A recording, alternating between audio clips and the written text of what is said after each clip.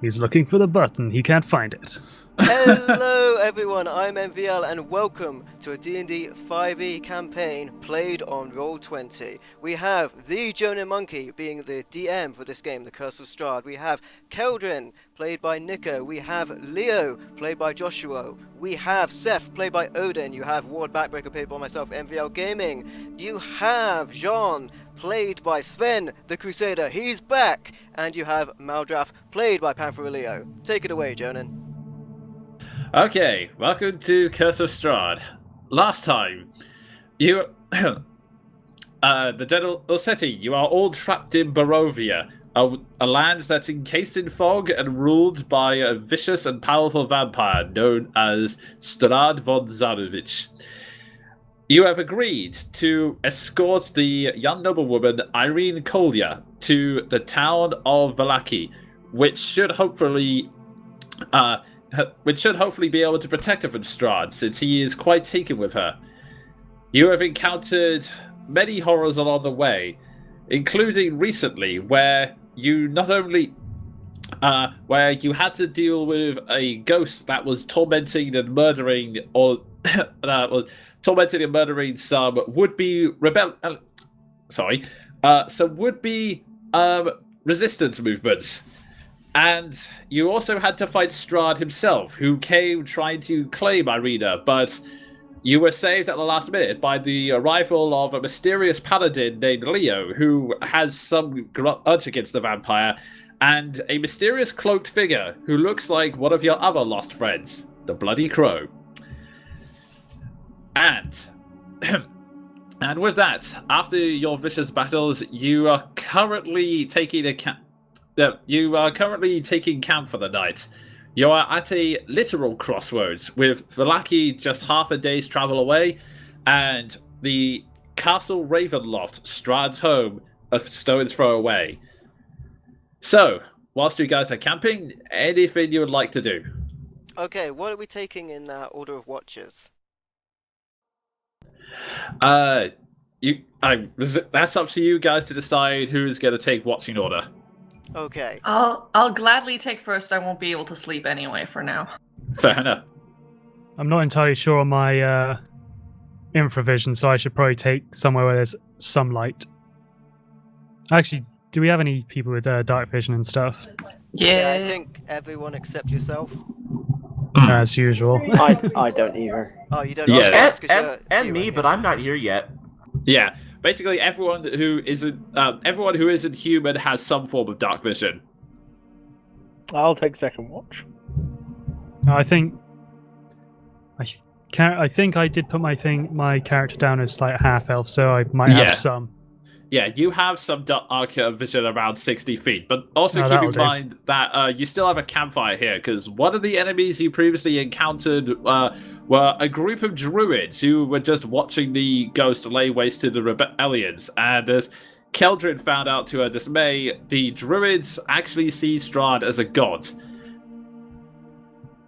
Well, we murdered them and then we robbed their campfire, so that'll teach them. Ooh, I'm gonna Ward's gonna sort of sit back, as he was sulking a bit last session. He's gonna let them delegate the watchers, and he's gonna just take note of when Seth is on watch. Probably be the last one, I'm guessing. No. Maybe it won't be the last one. Maybe it'll be more final.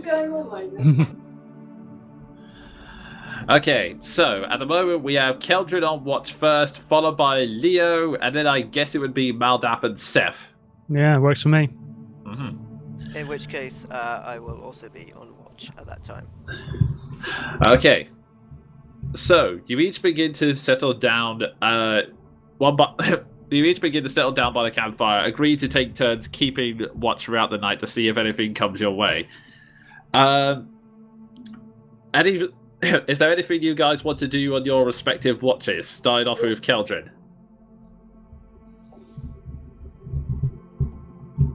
Not on the watch itself, I think. Fair enough. So, the night continues on, and I'll say during the second watch, Leo, make me a perception check.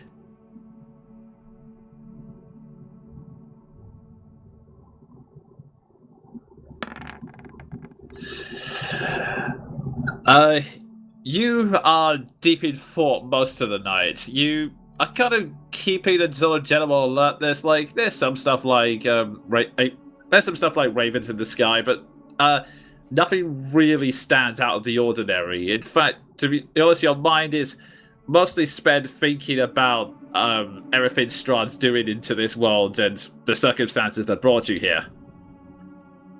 Got you. Maldaf, during your watch, you decide to take a brief moment to meditate on everything that's happened, to try and re-establish a connection with your god. And in doing so, you find an additional strength you realize that you didn't have before. You gain knowledge to magical abilities that you have been kept repressed up until now. I blame Strahd. He kept them from me. Indeed, yes. And then, finally, we move on to Seth and Ward's watch. Okay. First thing Ward's gonna do on the watch before he talks to Seth is make a perception check, look around the place. Okay. Yeah, watching that would be a thing.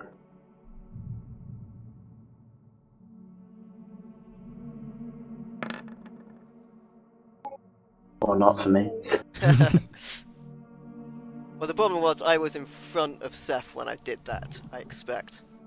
You do take a lot of perception. Yeah. And in fact...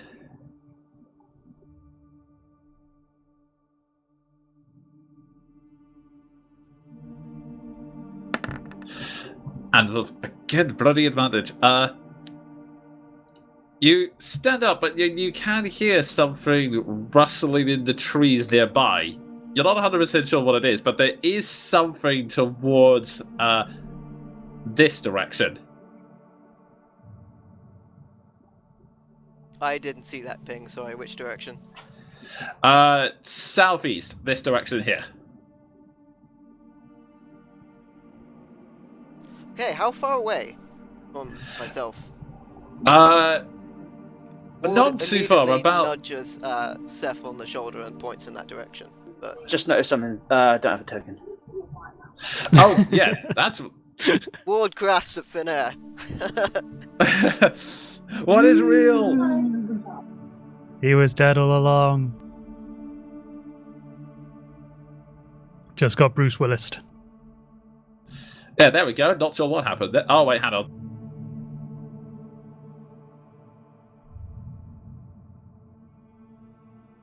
What have you done with him, Strahd?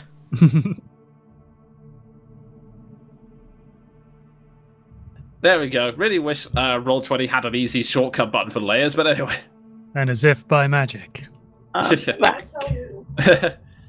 Yeah, I would like to just point him in the direction, but say nothing. Do I make another check? Yeah, sure. Go ahead. Now that Ward's pointed you in the general direction, as opposed to trying to see round him. Yeah, you point and you see that there is a figure that's trying to mask himself within the trees and the fog, just watching you at the moment. Oh wow, that's much worse than I thought.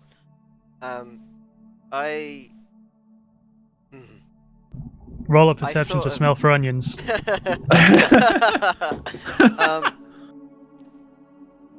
Seth, do you have your bow out? Be on his back. I just sort of... I sort of position your bow towards your hands slowly, and I just sort of stand in front of you, but in a way that you could sort of easily move aside from me. Yeah, and try and duck behind the rocks behind us. Okay, Doc. Make me, Seth, make me a stealth check. Wow. You Oh my just- God. There it is. Instantly, your training pays off, and you duck behind the rock with a very swift movement. It's in fact, you also you manage to mix it with a casual walk, so it doesn't alert the figure that anything's wrong. As far as he's concerned, you just decided to walk off alone. That's why your token was gone. It was pre-stealth. Yeah, so I guess. At which point? Ward saw him do this, so he knows where he is, right? Yes. Yeah. Okay. At which point, the figure looks out the trees and moves towards you, Ward. He does he? What does he look Yes. like? He is a tall, slender figure. He looks elven in appearance, but his his skin rather is a slightly paler grey compared to other elves you're used to. He sort of has sort of long, very straight dark hair, and he approaches himself with a very noble countenance. As you're walking up to him, correct? Yes, and I do take my blade out. As you do so, he looks at you and says, "I would advise against that. I'm only here to talk." But as you continue to approach him, your mind is suddenly bombarded with this series of high-pitched screams in your head. Some of anger, some of fear. And I believe... I'm just checking something.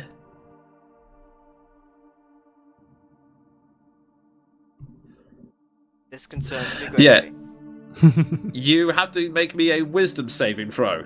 Well, it's about time that I accurately made a wisdom saving throw. So let's see how it goes.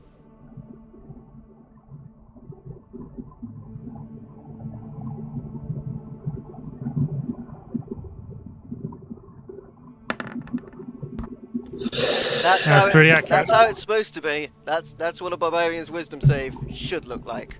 Oh Okay, dear. then. Your in head that case- explodes. I got too lucky last time. That's what it was.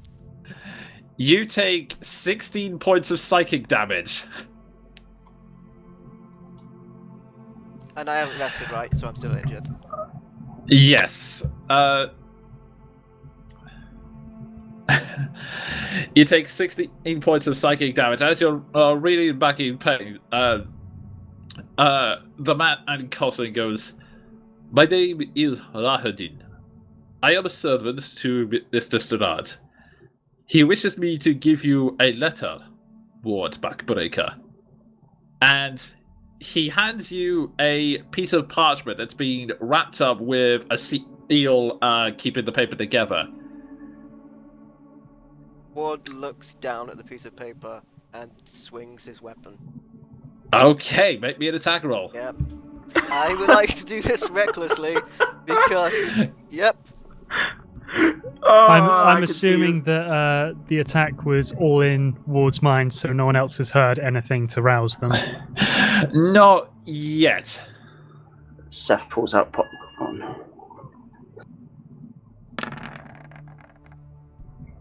Ye gods! Oh, you go. wow. Yeah, he was not expecting that at all. As you come around and slam into him, roll your damage. I think if he wasn't expecting that, Strahd did not brief him on me.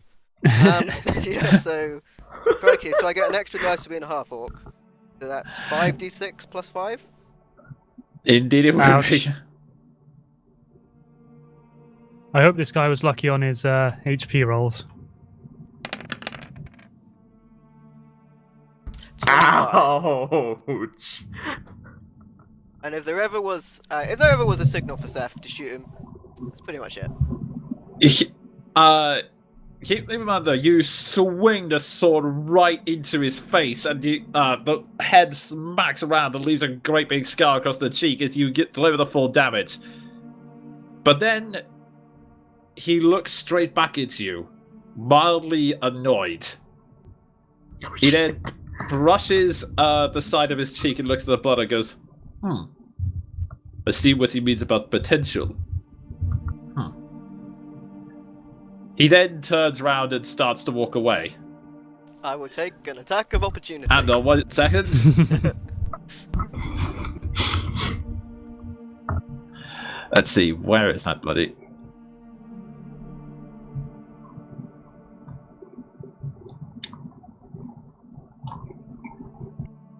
Sorry, just double checking something. He, unfortunately, as you go to swing to attack, he is suddenly summoned by a silvery mist and teleports a good distance away from you. Still visible or just out? He's still visible. It just seems like his body is named of mist for a brief moment. Yeah.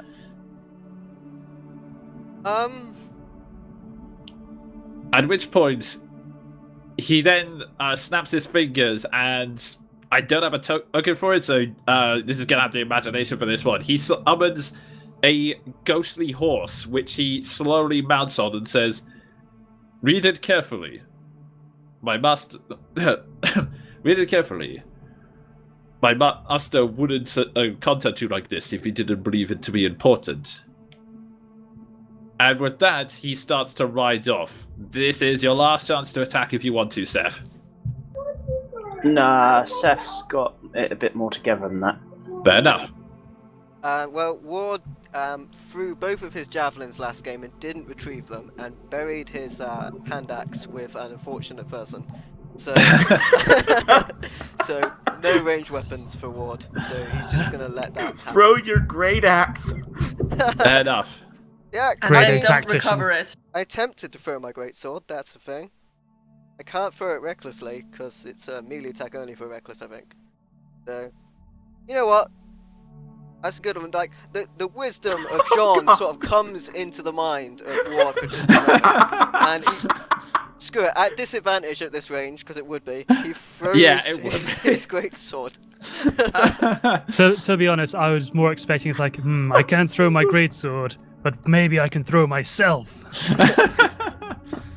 Or see maybe I this all can throw just the launch archer himself into hiding the in the air. bushes. Pretty poor, 16. Yeah, it misses. You just throw your sword at him in frustration, and he continues to ride off in his phantom steed, giving you one look of puzzlement as he continues to ride off back towards the castle and disappears from sight. As long as he actually rides off and doesn't just canter off. That would be extremely frustrating. Saying nothing. What if he trotted off? Dressage is off. Yeah. Ward goes and picks up his weapon first. That's his last weapon. Goes As for- over to Seth. Okay. Yeah, I'll come out at this point. I was totally expecting a Khan moment just then. So the letter ward.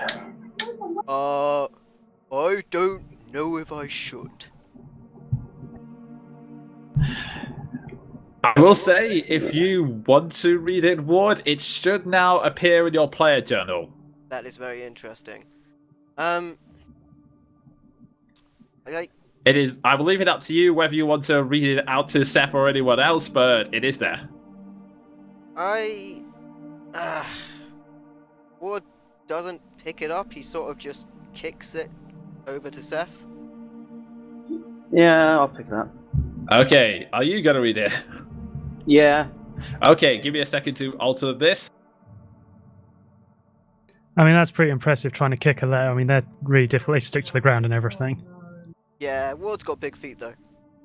Well, if it's like a rolled up thing, then it should be fine. Yeah, if it's a Okay. roll-up Roll scroll, to just- kick the letter. Yeah, you just kind of rather haphazardly kick it towards him. It gets a bit scuffled with all the mud and dirt, but it's still readable, or the seal still holds. If it was in an envelope, you'd probably have to roll for that, because that's, quite skillful. So, Seth, can you see it in your player journal now? Yeah, I've got it. Okay. I'll finish reading it and I'll put it in my pack. Actually, Okay, I'll burn it in the campfire. Oh. So, you calmly read the letter and then proceed to promptly burn it in the fire. Yep. Would you like to read it out in Strahd's voice for us, Jonan? Okay then. As like a narration as it burns in the fire. All right, fair enough. That's So, cool as shit. keep in mind, this is what at the moment Seth is the only one who read this. It says. Oh, so if Seth reads it and puts it in the fire, Ward will naturally snatch it off him and read it, and then put it in the fire. Okay. Righty then. Hold then. In that case, Seth calmly goes and walks to the fire, and then you just snatch the letter out of his hands. Losing your nerve, you decide, okay, I need to read it now. Alright, the letter reads as such. Should the rest of the players not listen to this? Should this be like a whisper Don't worry situation? about it. I don't know. I feel It's I gonna feel be kind of. it's gonna be on the stream regardless. So True. just don't use the knowledge. Basically. The letter goes as such, and like I said, keep in mind that this is pure. There's only Seth and Ward are gonna know about this, so everyone else, you're more welcome to listen. Just don't use it for any knowledge. Okay. The letter is in incredibly elaborate handwriting and reads as such. Good evening, Ward. I hope this letter finds you well, because I feel congratulations are in order. Upon the first glance, I took you for a simple brute, a distraction I could use against the others in some fashion. But not only did you resist my charms, you resisted my attempts to read your thoughts, something I never thought you'd be capable of. However, whilst I was unable to uncover your secrets, the hints I gleaned from your surface thoughts have me intrigued. It's such a simple ruse, but an effective one.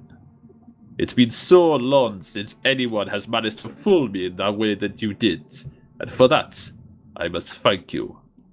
As such, I would like to make you an offer.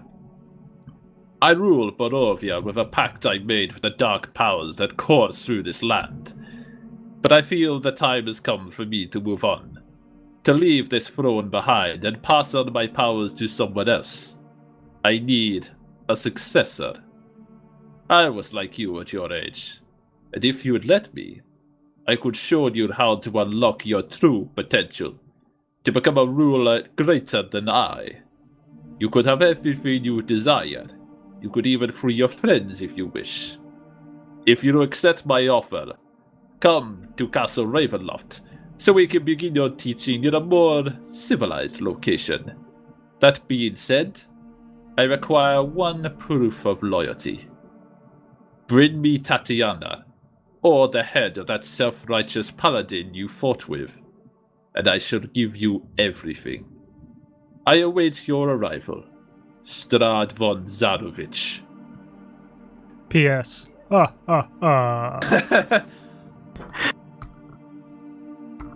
Jonan, may I paraphrase one of your older videos on our channel? Is it safe to come out now? So, Ward, now that you've read this, will you continue to throw it in the fire? Most definitely, Ward gives Seth a stern look, regretting very much letting Seth read the letter first. You know, everything he said was naturally a lie. Of course. He sees me as the weakest in terms of the Thinky Bits, as he probably should, and he's trying to exploit me. Nothing more. Yeah, I completely agree. Having said that, we are right next to Castle Ravenloft. If there ever was a time to strike, it would be now. You and me, the strongest of the group. I've seen nothing but evidence so far that we are not ready. Seth, None of us are. what happened when you faced those werewolves? Who was that girl?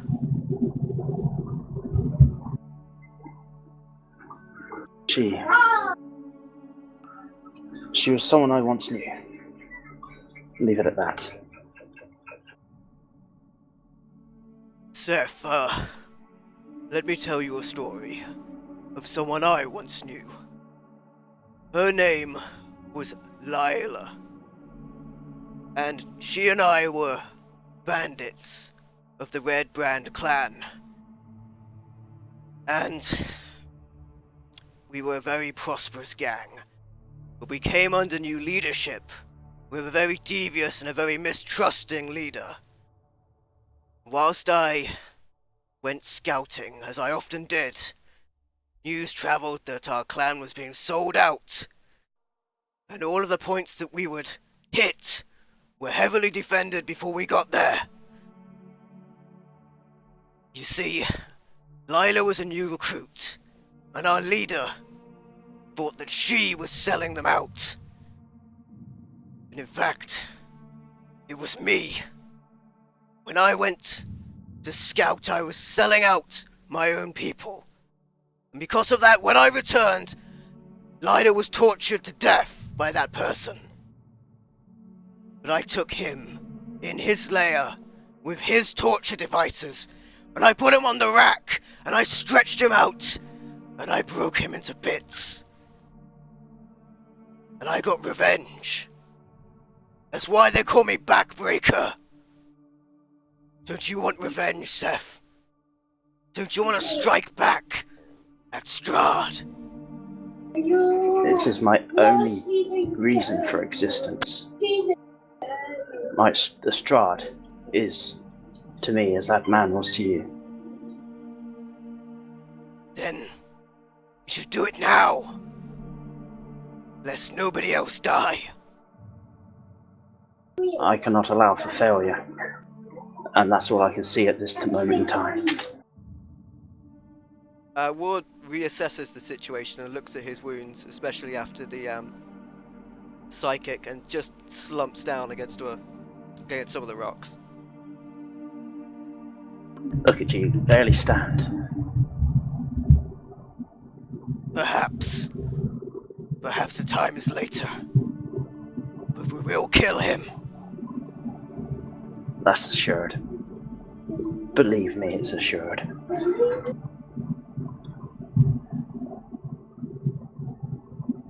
And with that, unless anyone else wants to do anything, a new dawn slowly rises over Barovia.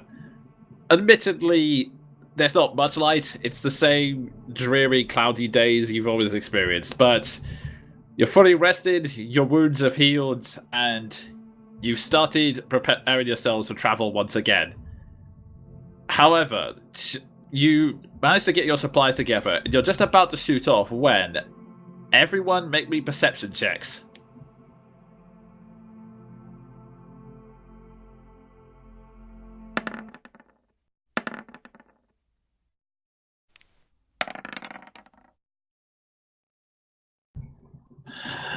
Okay, you all hear you will hear a slow, distant trotting in the distance. He's back. You all listen out for it. Everyone else grabs it. You grab your weapon war just to be on the safe side, but Leo and Keldrin, you notice something slightly odd about the trotting. In fact, I would say Leo, from his experiences on the battlefield, and Keldrin, just from her experience with wildlife, realized that the sound of the trotting isn't really very fast. It's not really sounding like it's not sounding like a horse and gallop. It's more it's not clop clop clop clop clop. It's more clop clop clop clop clop. And then eventually, round the corner, coming into view, charging, well, not really charging, Santry, quickly cantering on a scruffy draft horse, is a figure with a very familiar moustache. Jean makes his way towards you. Hello, traveler. I'm gonna say Jean rides up to the group, sort of comes over with a look of astonishment, and well, the first member of the group he regards as the one he doesn't recognize. Thank you, Ian. I'll say, well, fancy meeting you here. Ward, I can. Ward tackles him. Okay, make me an attack roll. I can just imagine like a running spear off the horse. Oh god! I'll do it recklessly. You're doing this reckless as well. Wow. The famous word back-breaking hug. 20 in total. Yeah, Does that my hit? armor class is 18. Okay, Ward pins him down to the ground. Who are you? Are you really Sean? By the spine. Yeah. Probably the answer you get is various forms of flailing, French cursing, and sacre blues. Oh, well, pretty sure it's him. Ward, Yeah. I can smell the wine from here, so it must be. A friend of yours? We came here with him, yes. Jean is going to get up and taking this in remarkable stride, remark. Well, at least certain things remain the same. I'm glad to see you all in one piece. Although I can't say I recognize your new traveling companion. And I walk over and offer my hand to him. You are, sir. Asking Leo, his name. Yeah, Leo stands there, his arm still out, looks down at his hand, looks back up at him. Well, ever the man of customs, Jean will accept the handshake, shrug, and introduce himself as follows. Well, in any case, I am Jean-Gaspard Duvalier of Arcadia's Campagne du Milan. Well met, John. I am Leo Laxaria Til Alexandros. You can call me Leo.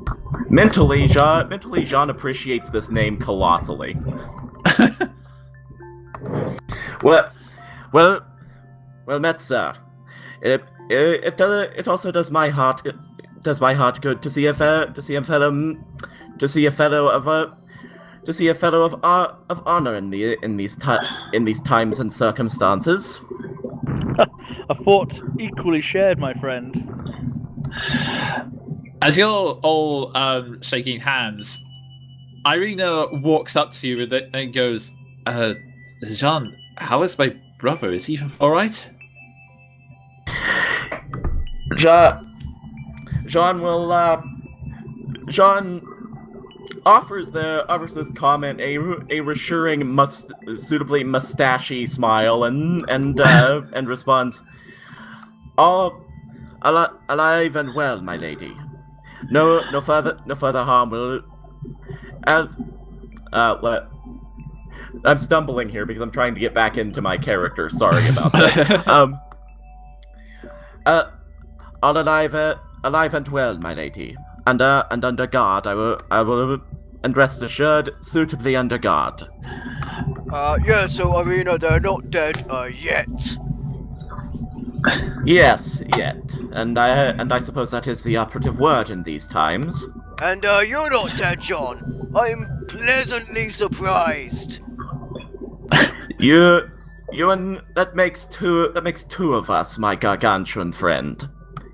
I hope you've got some spare wine casks before he shakes you down for him. Yes, about as much as I regret it, I did not exactly have time to restock. You do still have my flask, right? Oh, let me check. Ward opens his bag for like a split second and closes it. Nope. I'm gonna make a, what would that be, insight check? Yeah, I'll make an insight check. Knowing Ward, it's probably right at the top. You can probably see it when he opens. Yeah, actually, it's a plot. Jesus! Is that, you know what? Don't bother rolling Ward. You believe him instantly. There is no way. He is a simple man. There's no way he would lie to you. John suspects nothing untoward. I could have also got a 1. Fair enough. Okay, that's fair. The funny thing is, I don't remember if I chucked it away. Like, that's the thing. I don't think you did. No. Well, yeah. In any case, Jean suspects nothing untoward, and yeah. Continuing on the previous line of thought here.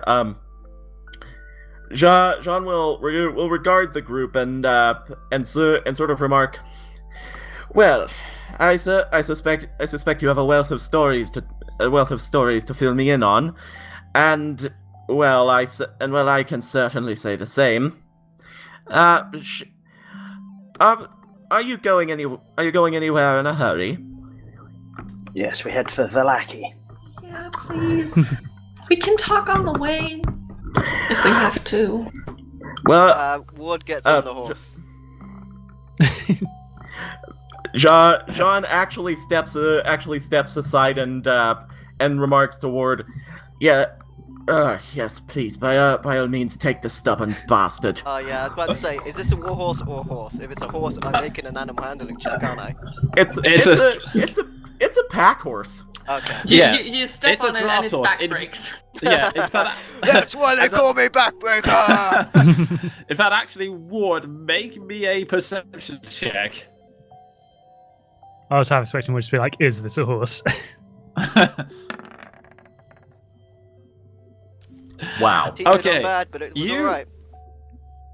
You have a look at the horse, and then you suddenly recognize that it's the same horse you talked to back in the Valaki camp. The one nicknamed by Nico Sassy Horse, for the record. Oh my goodness, it's Sassy Horse! Oh my god! Wow. Oh, I don't get on him then, that's disrespectful. Okay. I stop everyone getting on him, I just stand next to him. And I start casting my spell to talk to him and catching up. Okay. Nobody touch the horse. Jean is going to regard this situation with what can only be described as bemusement, and sort of mutter under his breath, "Family reunion," and then continue I on would just like sort of to talking make a to listen normal check for that. people. Okay, go on, make me a perception check. Yeah. Yeah, go ahead and make a listen check. So we should press on and perhaps not get into any more encounters today, I reckon. You know. Yes, please. Okay, I'll say for the record that you can all have conversations as you're walking on at this point. Yeah, and Jean is going to take this opportunity to fill the group in on all the things we discussed. Yeah, Oh, that was, hi, listen check. That was a 6, but yeah, nevertheless it failed. Yeah. Good thing too. So, what is your quest other than slaying Strahd? Obviously, I know we're escorting this woman to Valaki, but why? Well, I certainly can't speak for the rest of you, but I admit to being but a simple man, a soldier of fortune, so to speak. Strictly speaking, this is no more or less than a typical job. But I have rather an invested interest in putting my sword through that obnoxious cunt's face. As we all do.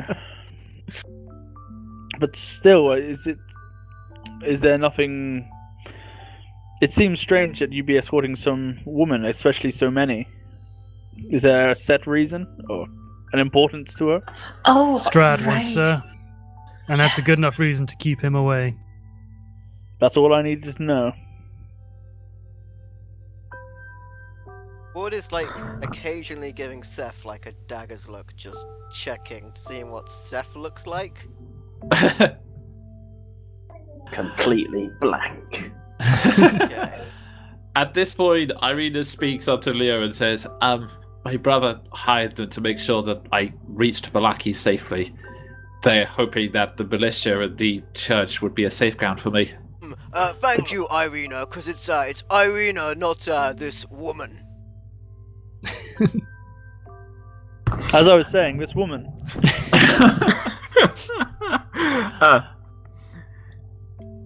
There. So you are heading here to take her to the church, is that correct?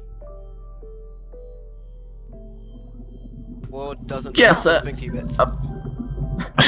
I mean, Yeah. just within the walls would be a good start, and then in the church, maybe sacred ground, and all those things that vampires. I don't really know a lot about vampires, but I think that was that the reason? I'm just gonna. At this point, Irina pats you on the shoulder and says, "Yes, that's one of the reasons in theory."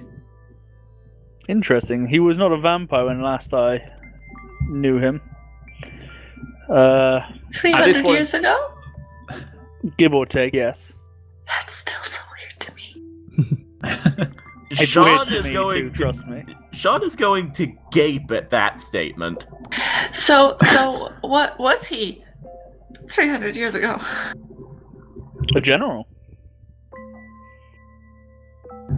A general what? General bastard. Well, yes.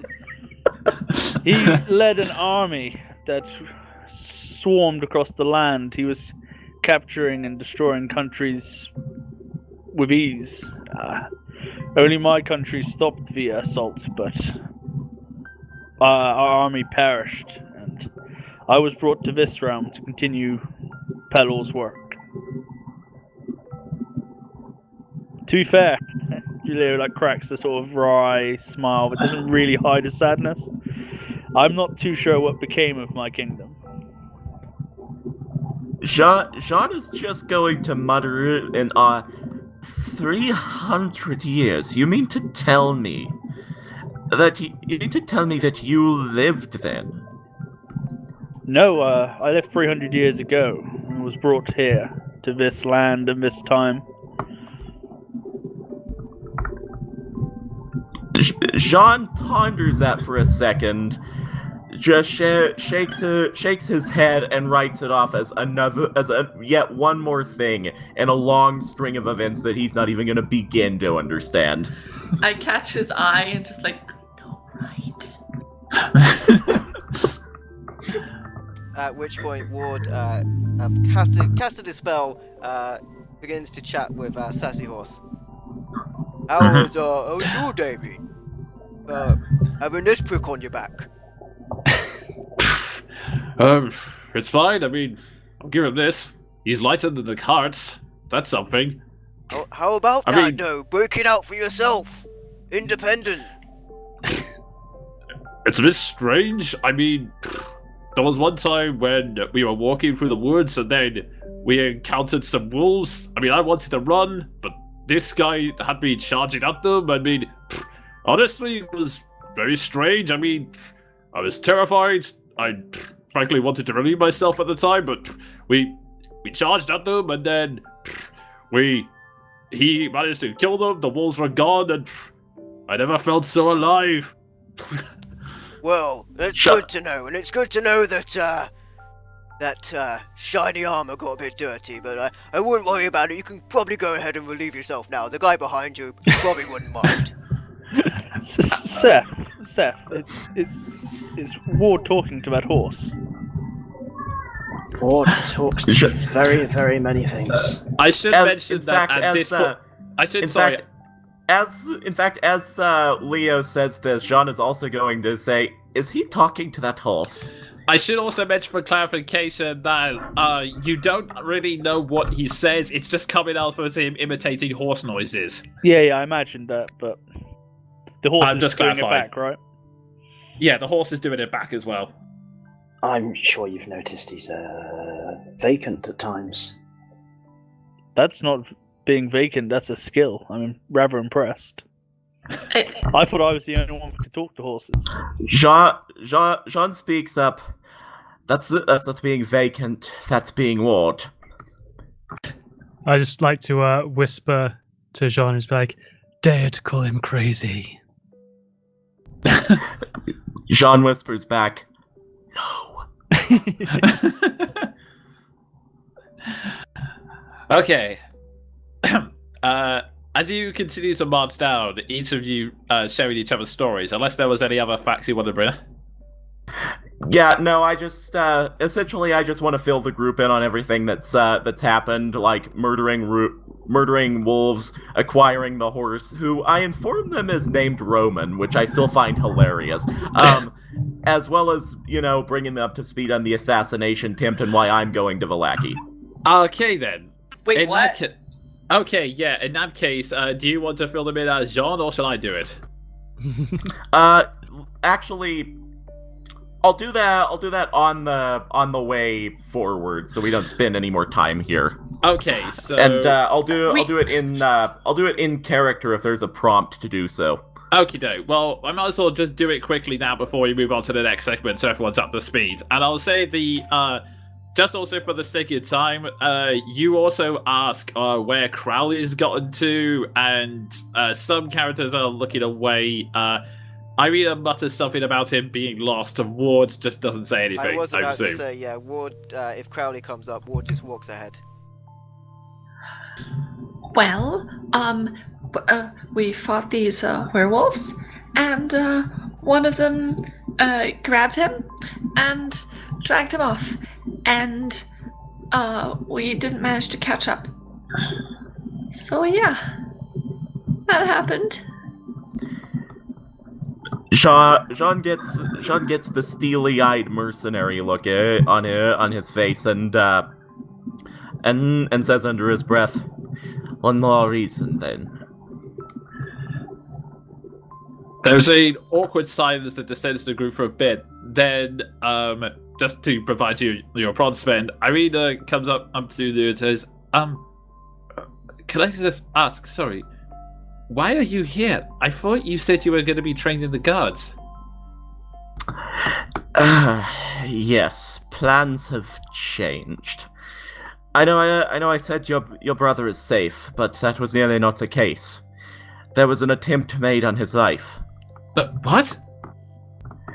Yes. And yes, I'm afraid so.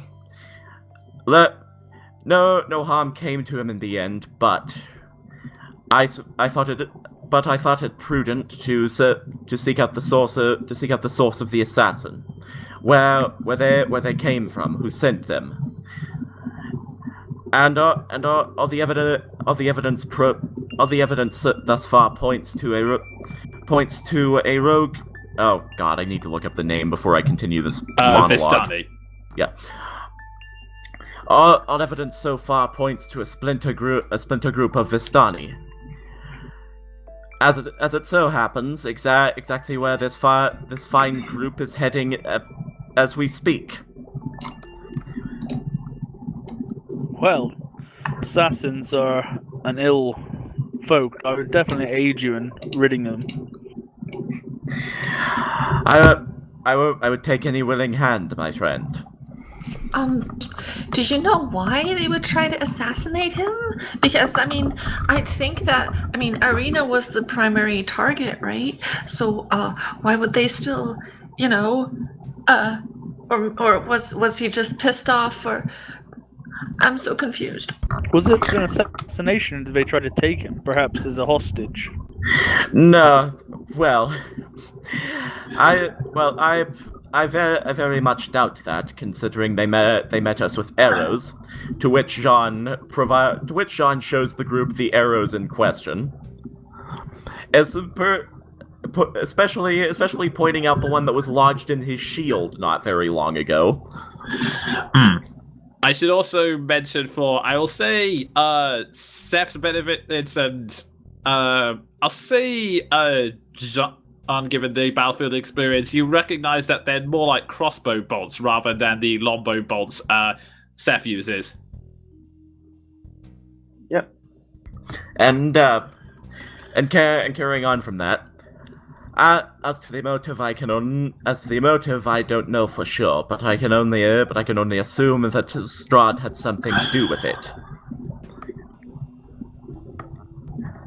And Sounds very much like the past. and as all of you very very well know, anything to do with that self-righteous Ponce is worth investigating. He says this without a hint of irony. Leo just looked at him, deadpan. Yes, I agree. Okay. And one last detail before we head off. Do you guys inform him of the fortunes or no? I don't know them, so. Not at this time, because it's quite a long story. Fair enough. Okay, with that, you all continue to march on down the road, and I'm just going Plus, to... I just realized it was Crowley who got the fortunes, so it's secondhand knowledge to everyone else. That is sorry. true, yes. Ward heard it. Ward as well. heard it as well. I was out. All right, but we don't know that. Yeah. Okay, so if I could just... Where's that map? There we are. I'm just going to move you all to... Apologies to everyone, by the way, about me reconnecting the webcams all the time. I change browser. That's why. If anyone watching is wondering why I'm reconnecting like every couple of minutes, because yeah, this browser sucks. Okay, so I'm just... Yeah, now all back on the path to Barovia, and I'm just waiting. There we go. Sorry, Roll20 was slow to load the textures on my end. But yeah, you all continue to march down the pathway. Can you ping us? With a big blue dot. I can't see from where I am. There we go, okay. There we go. You're all, again, slowly marching down the road. And nothing too out of the ordinary seems to be happening. Hang on a second. Oh, there's that windmill. I'm going to keep an eye out for that windmill. Ever. You continue to march down through the valleys. Nothing, so far, nothing seems to be coming at you. There's, as always, there's the sense that there are terrors watching you, but unfortunately, that's become commonplace wandering around the world of Barovia at this point. As you turn around, you come round a turn through the valley, and as you slowly see a slight fork in the road, and that leads to an old windmill that doesn't seem to be very active. You instantly recognize that this is probably the one that the druids mentioned as the one people don't really generally like to go to. They said don't go there! Let's go there! Yes, well fought, Ward. If the evil guys say this is where we shouldn't go, it's probably where we should go. Oh God! Ward skips on ahead. Leo before- follows in tow. Anyone can stop him. They show up. And I mean, like usually I would say no, but honestly, I'm not sure about anything anymore. And Jean pipes up at that. Rest assured, you're not the only one. Never fear. okay. We can only die once. Malgrat seems to be afflicted with travel blindness again. Okay, hang on. loading, please wait. Jean is blinded by his mustache. It's a hell of a mustache to blind you. It's curled up so dramatically, it's now in his field of vision. It's joined I his like to eyebrows and it's just covering his entire face. Yeah, I'd say it wrapped around his eyebrow and back. He mutates to Alright. Salvador Dali. Okay. Does everyone have sight now? No. Nope. Let me refresh. Have -6. Give him a Of course, there's a tick Oh, I box. can But see. now I see. It's a miracle. Praise be to Jeebus. Okay, so does everyone have sight now before I continue? Still black for me, sorry. Okay. My page is loading. And nothing. Mate, Joan and I'm alright, mate. No problems there, mate. Up. Proceed. feel like this Do is go time to speak on. about merchandise. Oh god. Hey. Okay, can you see Caldrin? I can see No, her. I'm sorry. Okay. I'm gonna does drink it- some of this delicious Okay. Caribbean punch. Down Okay, in for one. some Down reason. in one.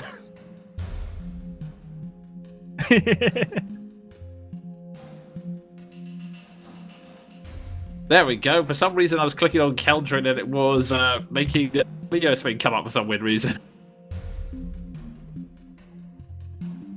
I still only see black though.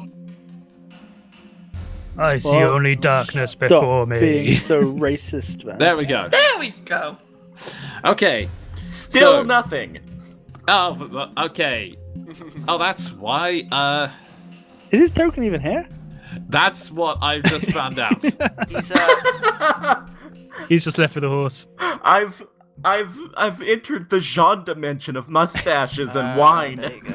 For some reason I thought Okay, Leo can you was see him. now? Now I see him, yeah. I can't see anything. Well, I've Technical got difficulties, beard, people. not mustache. What you We're on? all blinded by Strahd! You have to take the berry out of your face. Okay, There we go.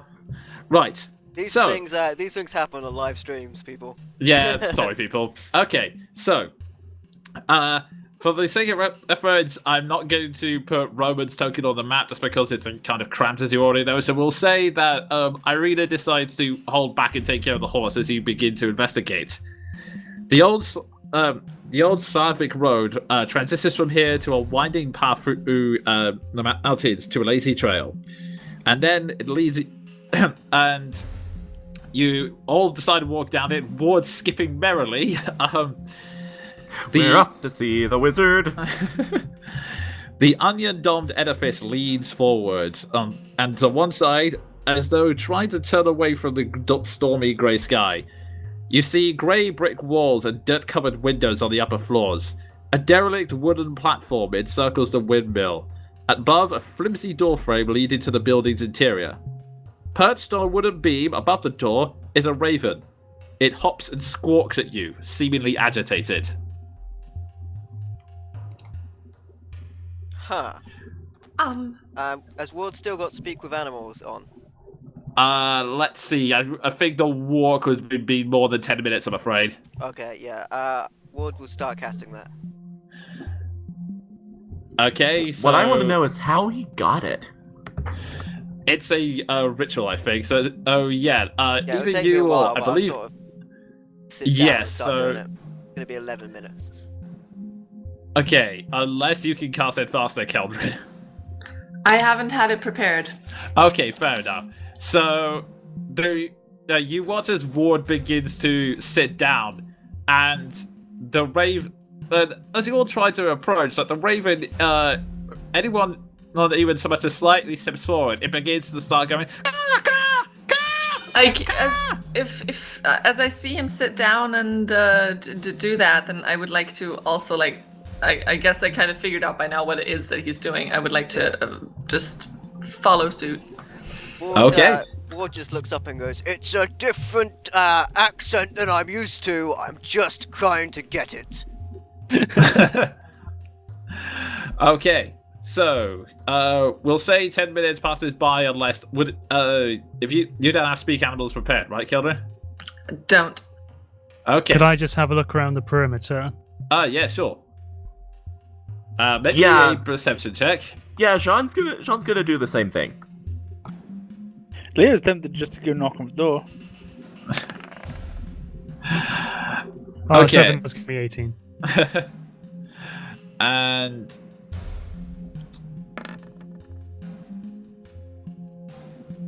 Epic.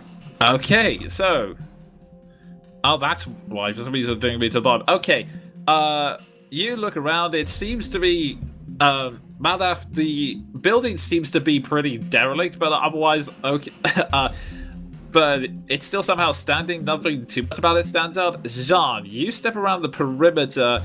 You can see signs of movement, and you can hear voices coming from inside. So someone's still living there at the moment. you knock on the door, Leo. No, I was thinking about it, but Okay. Leo, seeing everyone being so cautious is not going to be his bold, brazen self. He's going to cast Divine Sense though and see if there's any Fey, undead, or fiends nearby. Okay. Let me just check something real quick. Jean, as he does this, Sean is going to circle back around the building and just sort of motion toward the mill, mouthing movement inside. As you do so, you cast your spell, Leo, and you're not 100% sure what it is, but you can definitely sense that there is some kind of feed inside. And Yep. So, at this point, I will say, just for the sake of time, your speak with animals thing has finished, Ward. Alright, what are you squawking at, you git? Wait, you speak Raven? That's odd. You don't look like Oh, were you those travelers? Oh, wait, are you a half-orc? Oh, that's so cool. I've only read about you guys in books. Wait, mustn't get distracted. For the love of everything sacred, don't go inside. Oh, you have no idea. It is pretty cool to be a half-orc, and I did stop listening after that. Okay, let me start this again. Please don't go inside. There are hags inside, very powerful, and they have murdered several other adventurers who have come in. For the love of God. What's a hag? Hags are they're monsters. They cast spells. They eat children. What? Everybody!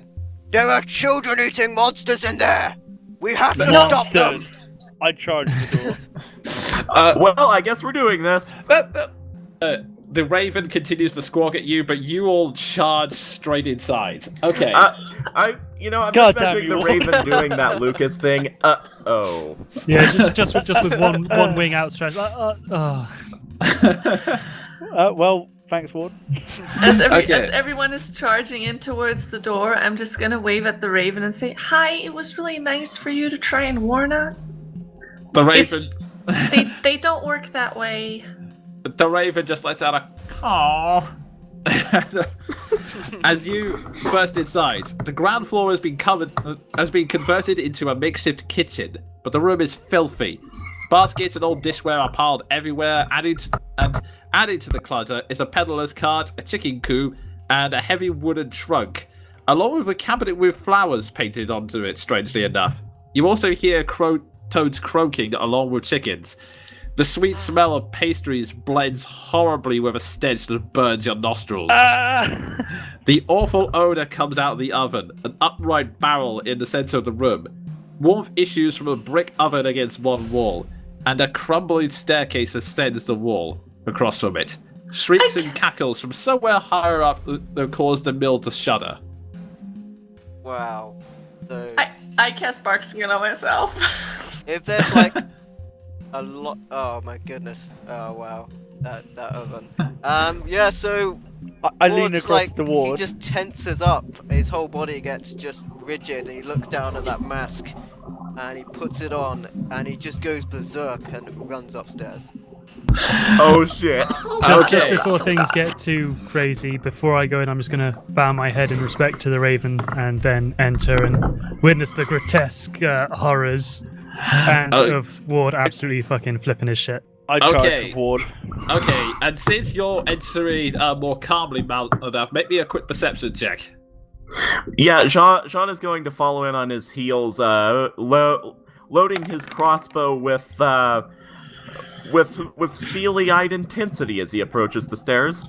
Okay, you notice, I will move you all in a second, but as you look around, you notice that there are small human bones that are all over the flagstone floor. And on top of that, you recognize that the stuff in the barrel, it looks like something demonic in nature.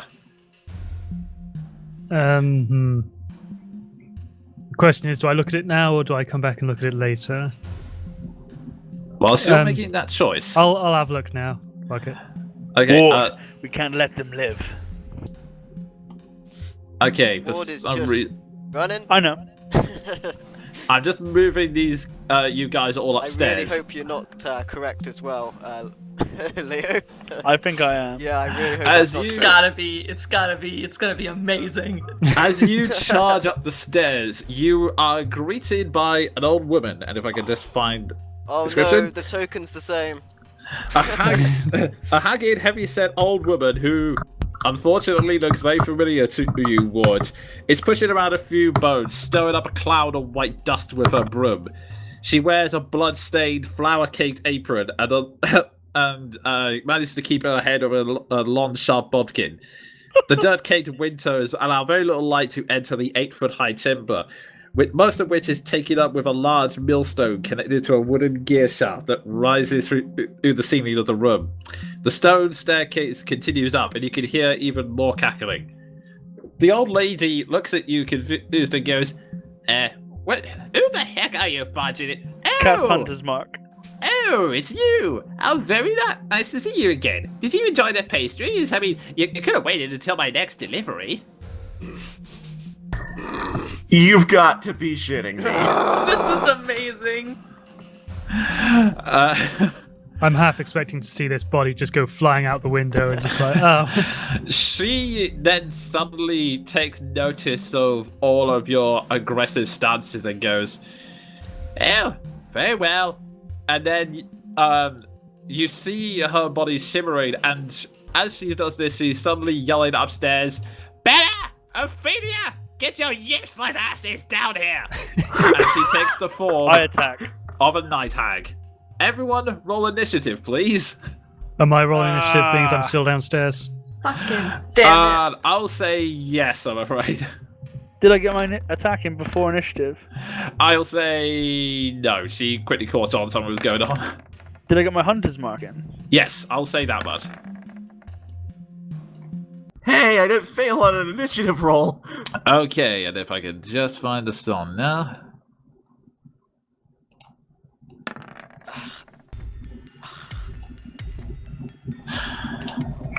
And rolling these. Yikes. So yeah, but for people in chat, yeah, my character did eat children. It appears. Unknowingly, we should For probably everyone add. who just Unknowingly, sort of, actually. Yes.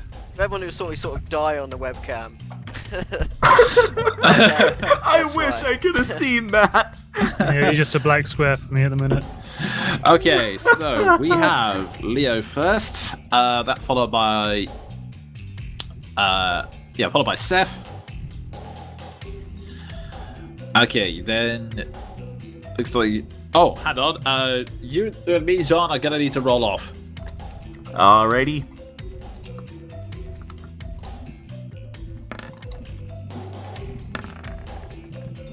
Yes. Okay, you go first.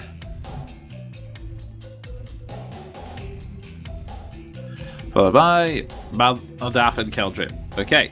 Well, that actually kind of makes sense with you two being at the bottom.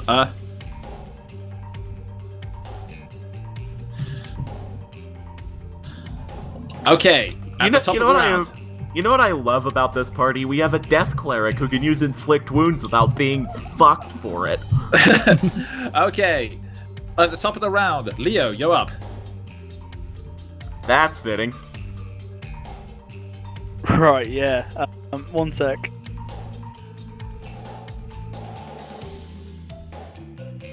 I'm going to activate my holy runes because this person needs to die. Okay, the runes on your broken longsword shine brightly, and the light seeks out of the rune, completes the blade, and you turn around to strike like this hideous creature in front of you. Oh my god, that's the most Final Fantasy thing ever. Is there a way I can move around to get flanking of Ward there by standing next to the other? I would say if one allows it, then well, actually no. The problem is it's like this whole central area here is a grindstone, so you would probably only get to around here-ish. That's fine. I will just attack them. Okay.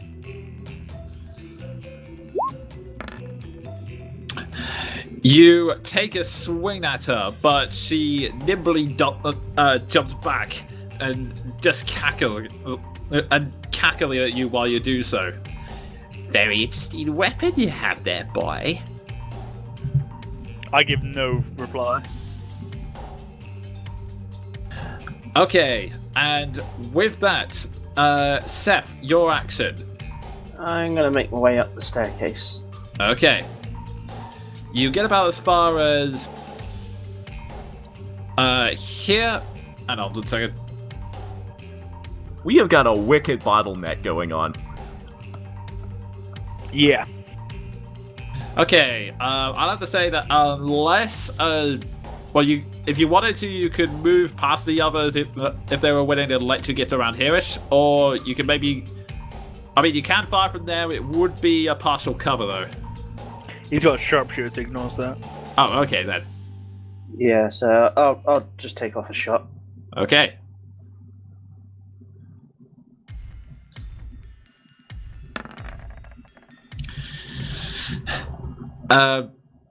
You get up and you can see something moving. You figure, judging from everyone's reactions, it's not good. You calmly draw back, and it turns out the hag is sort of conveniently standing still, going, "That's an interesting weapon you have there, boy." As the bow hits her straight in the shoulder, you may roll your damage.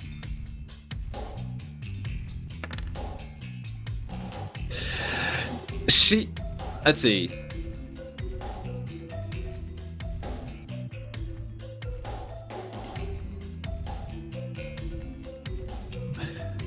She screeches as the arrow hits her shoulder, and then she goes, "What?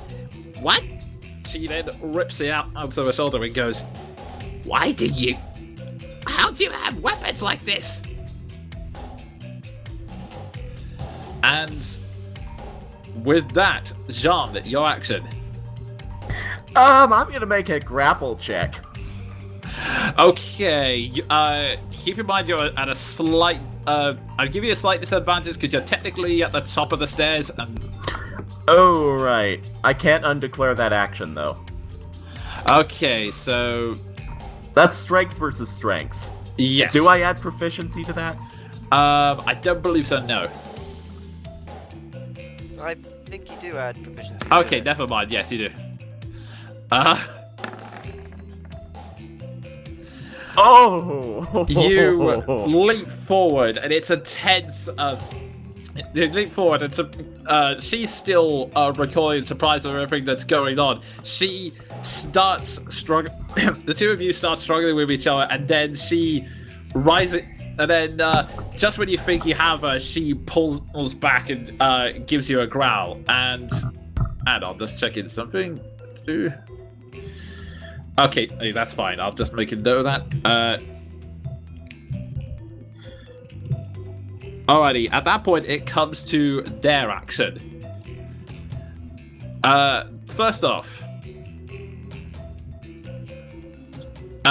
you see coming down the stairs, one of the other hags who goes, what have you been saying about the other? Oh shit! Ophelia, come down, please!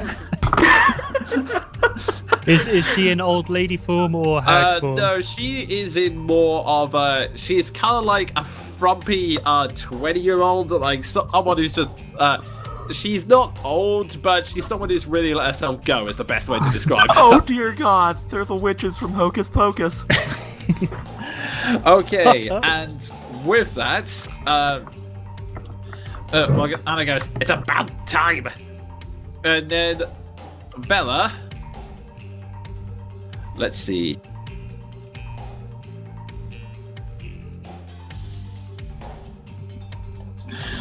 The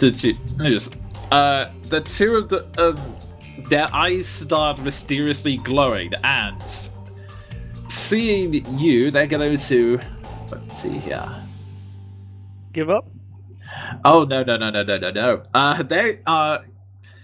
going to look at you, and I'm gonna look at you directly, Leo, since you're the one with the glowing weapon, and they are going to cast Phantasmal Killer. You must make me a wisdom saving throw. Killer move, dude.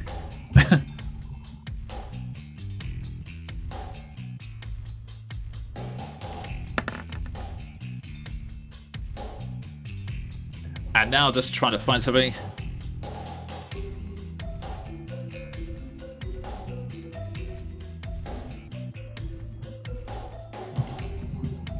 Would be nice if this thing told me what the spell DC was on this.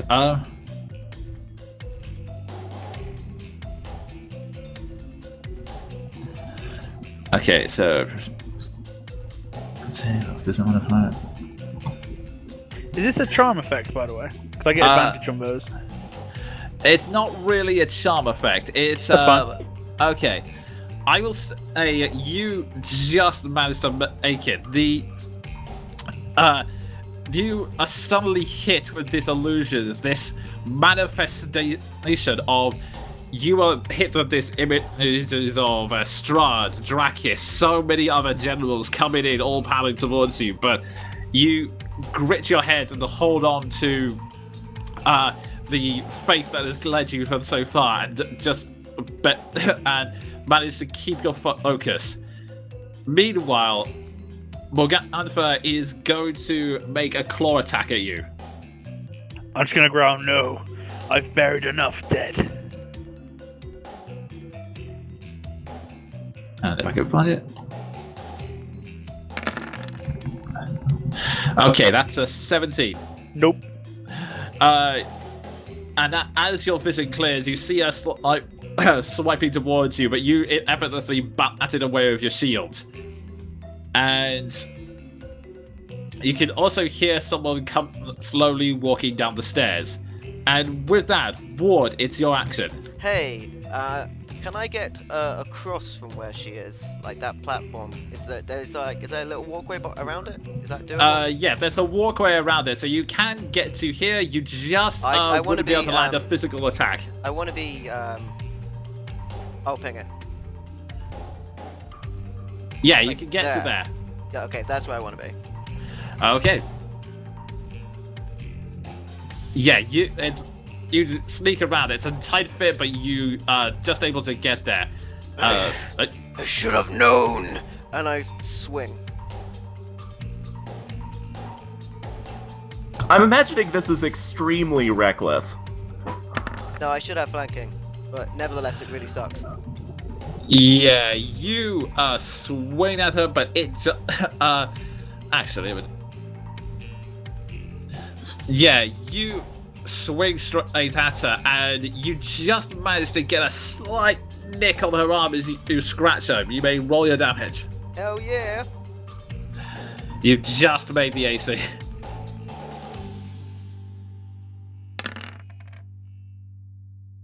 $11. You hit on a 13. That would seem to be the case. It says 17 on. Oh shoot! Yeah, 'cause right, I of course, rolled, that's a double. Right, okay, my bad. Actually, you just missed her. Sorry. Okay, that's good to know. That is entirely my bad. But yeah, you swing and you thought you had her for a second, but you managed to duck out of the way. Okay, and with that, unless you have any other actions, it comes round to Maldaf.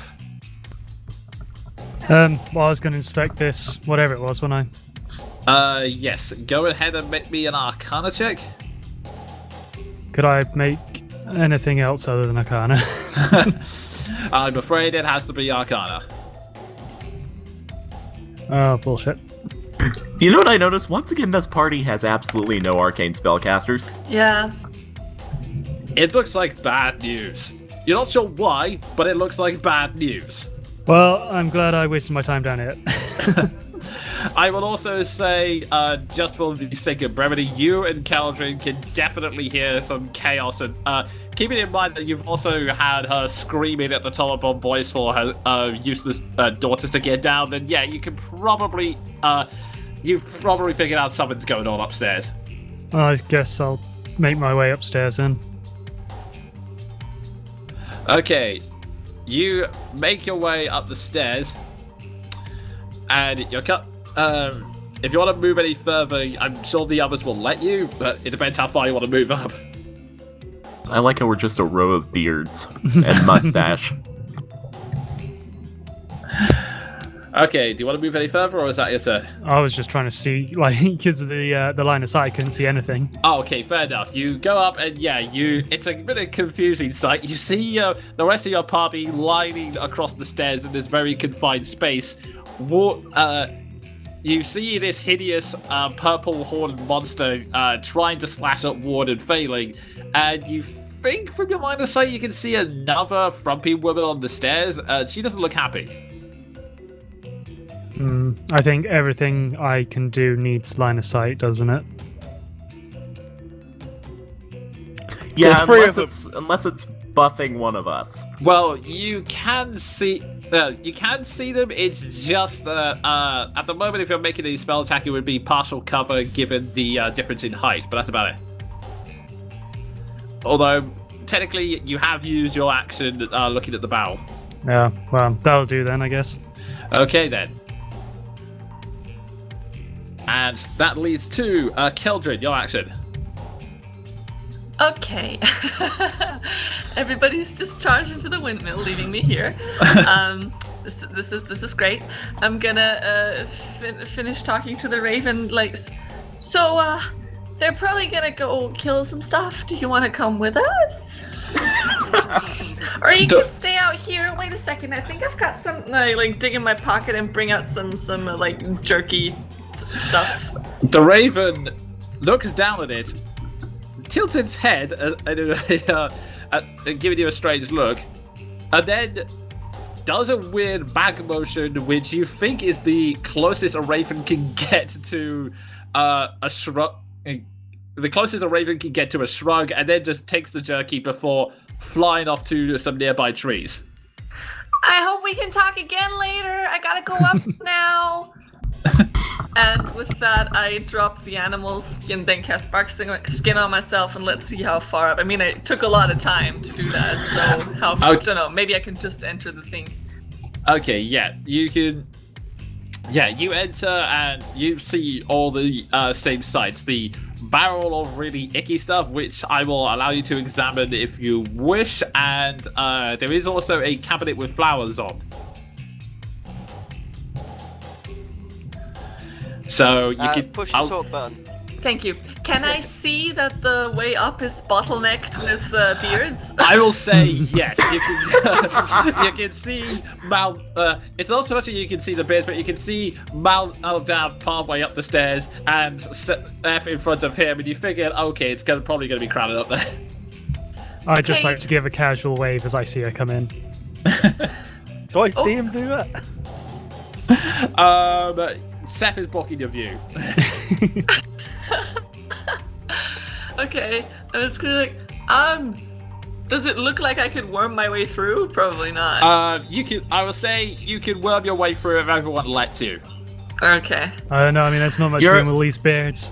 You're small. Sean will let you pass. Leo's not gonna. You know what? It's fine for now. I'm gonna go over and peek in the barrel. Okay then, make me an Arcana check. Ah, yes, the barrel of death. Okay, let me just... Let's see, is there any... Yeah, you look at it and you realize there are some hideous substance in there, and you slowly start realizing that you've read some legends about demons rising from this kind of sludge.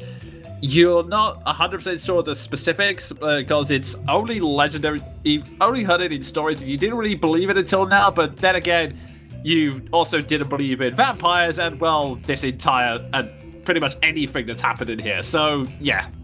Does it look like it's active? Or should be activated? Or can be deactivated? I've spent a lot of time. It's probably more than I could get in this turn, but you know. Yeah, it's probably more this time. I will say with your roll, you figure that it's sort of kind of just bubbling and waiting, maybe activated? You're not 100% sure. Okay, that's my turn. Okay. I'm gonna call out, tell me if there's something it can do. Get up here and kill stuff! And with that, we're back to the top of the round. So, Leo, your action. Yeah, I'm going to attack this thing. Okay. I assume I get this. I get advantage now. Yeah, because of flanking. So yeah, you can roll another attack. I've pressed it. It's just taking ages. Okay. You make a good strike on the hits. This woman is so confused by everything that's going on. She is unable to stop the blade sinking into her. Roll your damage. Right, so I'm going to Divine Smite and Hunter's Mark. I've got Hunter's Mark, so it's 48 plus a d6. Okay. Ye gods.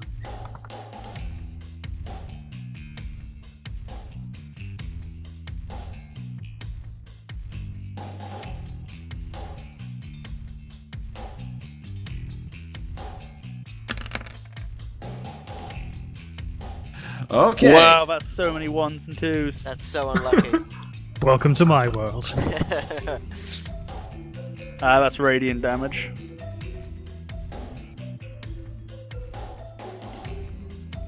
Sorry, I pressed the wrong button. You swing, focusing all of your holy power into the blade, and it's slashing across her chest. It doesn't go in quite as deep as you'd like, but you can still hear her screeching pain. She glares at you and turns to the others and go, "For once, do something useful!" Well, you've certainly made the child serial killers entertaining. I'm going to move now. Okay. Ward turns around to look at them and says, "Stay where you are or share the same fate." One at a time, Ward. Hack this tree down before moving on to the next. Okay, Ward, make me an intimidation check. Yeah, certainly worth a try. With disadvantage, I'll say. Do they listen to their mother or the screaming, raging, masked maniac? I would listen to the maniac. That would be 8. Yeah, they shut up for a second, but then they look at the glaring look of her mother and just continue moving on. I mean, you're terrifying, but they're gonna have to live with her. Yeah, it's just all of that mumbling in the mask. Uh-huh. It just ends up coming out like the pyro from TF2. Alrighty, and with that, Seth, your action. I'm gonna move up a little bit. Okay. So, there we go. Moving there, would that put me in base contact with that one, would it? Yeah, within about 5 feet. She would be able to attack you. Where can I still be where I can still see her but not in base contact? Is it basically where I was then? On the stairs or where Jean is currently.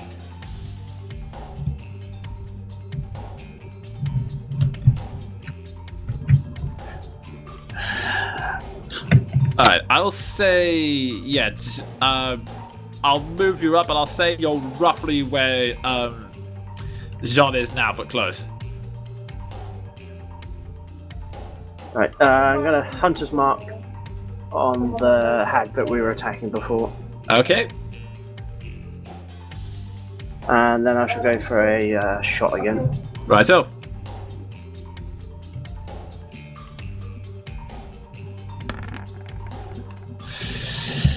The arrow shoots forth, and it's very close, but she's much more aware, and this time just managed to move her head slightly to the side so that the arrow just sort of zips across and hits the wall on the other side. That's me. Okay. And with that, Jean, your action. Okay, I'm gonna move up. I'm gonna stop typing X's in the chat, and then I'm gonna move up. Save the kisses for later, Jean. And,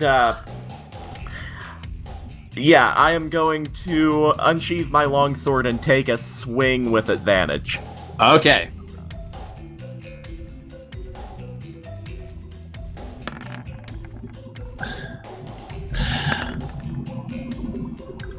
You, you swing forward with greater precision as she ducks to the side. You follow it up and land a sword straight onto her before she can make any kind of reaction. Roll your damage. Leo's impressed by his moustache. Oh God! Everybody roll like Maldrath. Maldrath will crit in a minute, do like 1 million damage. Yeah. Hopefully it's gonna anti-weaken you. We need Keldrin up here. She's the one that kills stuff. You make you manage to leave a gap ash across her face. Not a powerful one, but still damage nonetheless, and she's still angry. Jean is going to give her the mercenary death glare and just growl to her. You'll die like those children, bitch, and use action surge and attack again. Oh. Just whispers to her, je ne sais quoi. Je ne sais die. And she was not prepared for that. The blade hits. Roll your damage. Yes. Petit Falou. Fromage frais. Omelette du fromage. This time you hit her straight in the chest, and she lets out a weakened growl as the damage slowly as she writhes in pain from it. And it now comes to them. And I'm just gonna check something here.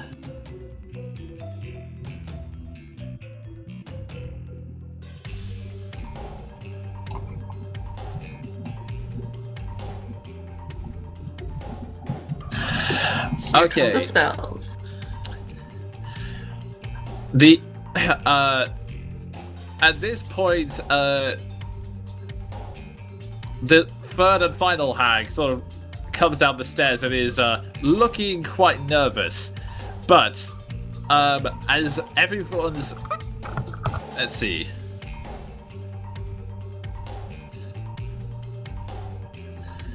Be straight that way. Okay. As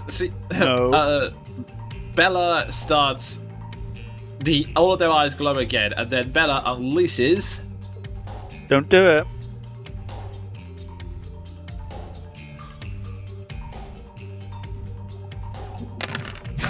Lightning bolt.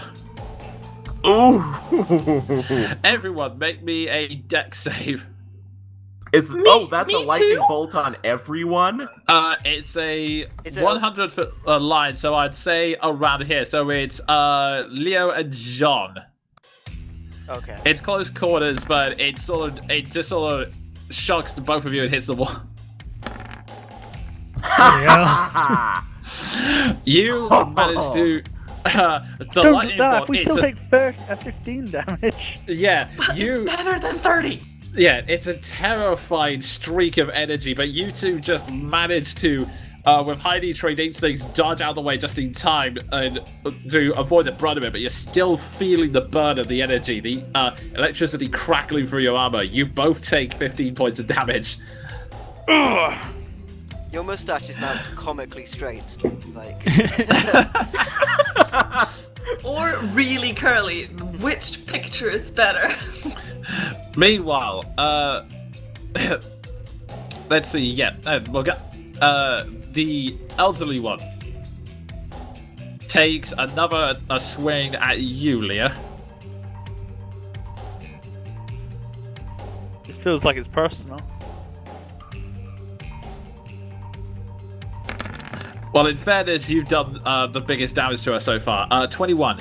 That'll hit, and that's a lot of damage. Yeah, you're still recovering from the burn, and then she digs her claws right in the now visible lightning burn. You take 15 points of slashing damage.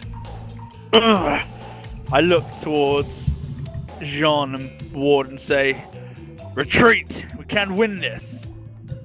And just to verify, are there windows in the room? Yeah, there are windows. Do it.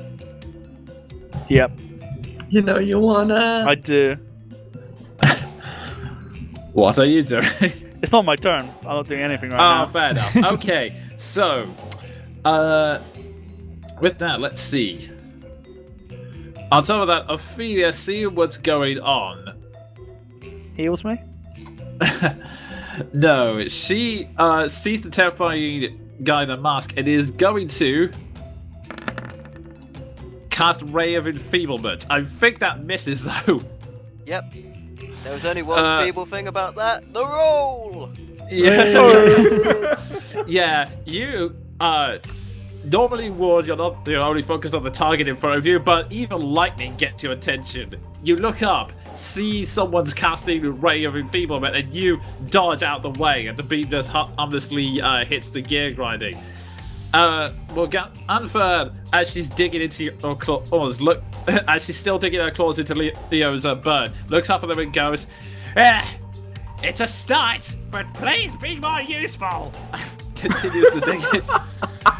Alright, Maldaf, your turn. No, wait, hang on, sorry. Ward, your action first, sorry. Hey, yeah, I'm gonna do that thing where I attack the thing. So let's do that. Okay. He's gonna put his blades in things. If you know what I mean. Hey. That is a hit. She is still trying to dig her claws into Leo, and you just swing at her while she's still pinned in. 17 damage. I love barbarians. Yeah, that's good. We need more damage like that. Keep it up. And Ward is like trying to get his blade in front of her neck to like push her face into the gears. Yeah, you land the damage straight on her outstretched arm, and then as she's recoiling in pain, you swing the sword back towards her neck so that she's even more pinned up. She glares at you, glares at her daughters, and then glares back at you. Ward glares at her, glares back at her daughters, and then glares back at her. Does she look hurt yet? Yeah, No. she is looking like she still has a lot of energy in her, but the wounds are still showing. She's looking very angry and very stressed.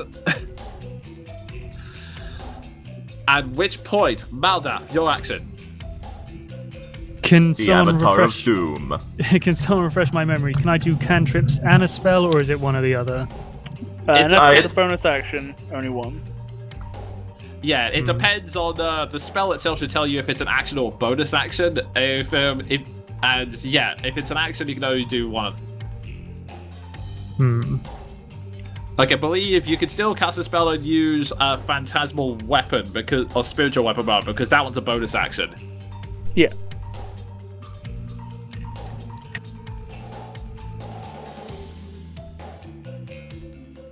I just want to try and maximize my effectiveness.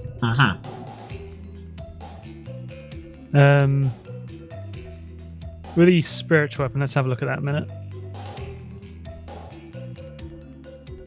I'll load up mine too.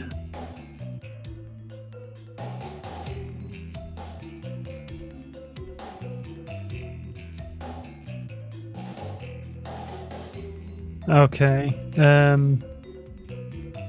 Does the weapon gain anything from flanking, or is it? It does just... not now. Okay. Actually, I think it does gain from flanking. It does not. Well, can I move myself up here if people let me? Yes. But I don't want to be outside. Okay, I will. Let me move. But fuck this! Maldaf leaps out the window. There we go. Losers. There you go. Right then.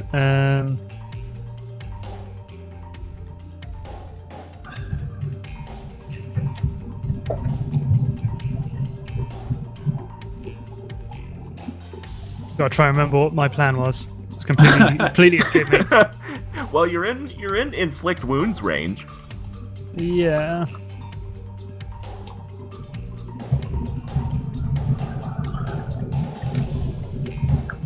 You can do inflict wounds and summon a spiritual weapon if you want. That's something you can do. Well, I was thinking about doing cure wounds on Leo and then putting out the spiritual weapon. You can do both of those as well. Huh? You can do those as well.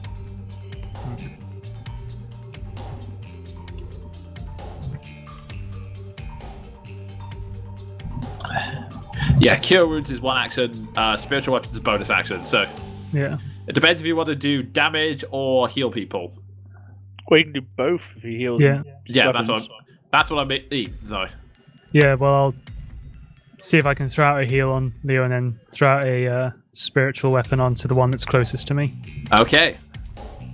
Oh, does it matter which one I do first? No, you can do them in either order. Okay, then. Let's try the old Cure Wounds.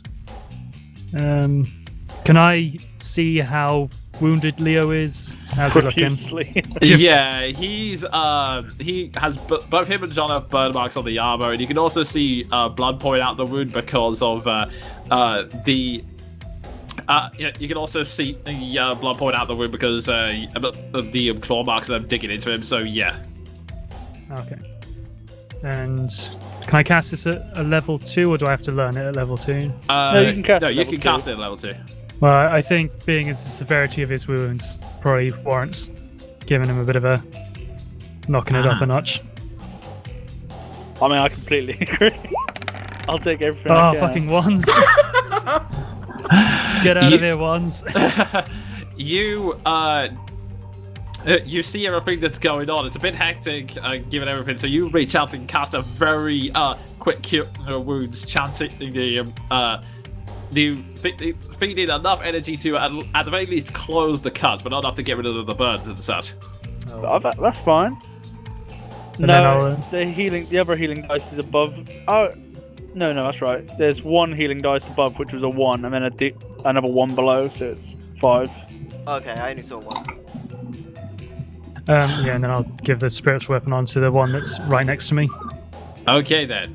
You focus your energy, and then, as if from nowhere,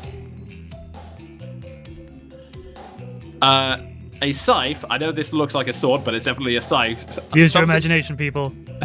Suddenly appears right next to her and swings straight at the confused, straight at the confused Morgana. You may roll your damage.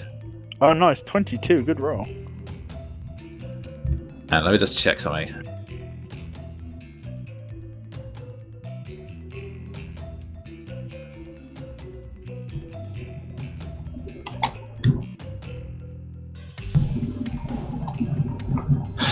Okay, so your damage is 1d8. Plus your spellcasting modifier. I was just going to click the thing and then submit and see what happens. Okay. Nice. Nice. And just one last thing I need to check. That's nice. Nice. Nice. Proper job, mate. Great. Leo turns you blinded, mate. Fucking blinded. The weapon slams straight into her other shoulder and she lets out a shriek. And she's still up. She's still barely up. Like, she is battered, she is torn. Like, she has energy in her, but you can definitely see the marks that are taking her toll. That she is... the battering is definitely having an effect on her. Keldrin, you're up. Okay, can I make some kind of check to gain knowledge about hags? Specifically, I would like to see if my character knows the thing that I know about hag covens. I'll be back in just a sec. Okay. Yeah, covens are fun, aren't they, Keldrin? Make me a knowledge roll with disadvantage. Which knowledge? Just intelligence. Oh, just an intelligence with advantage? Disadvantage. Disadvantage. Ah, fuck. That's not gonna be so good.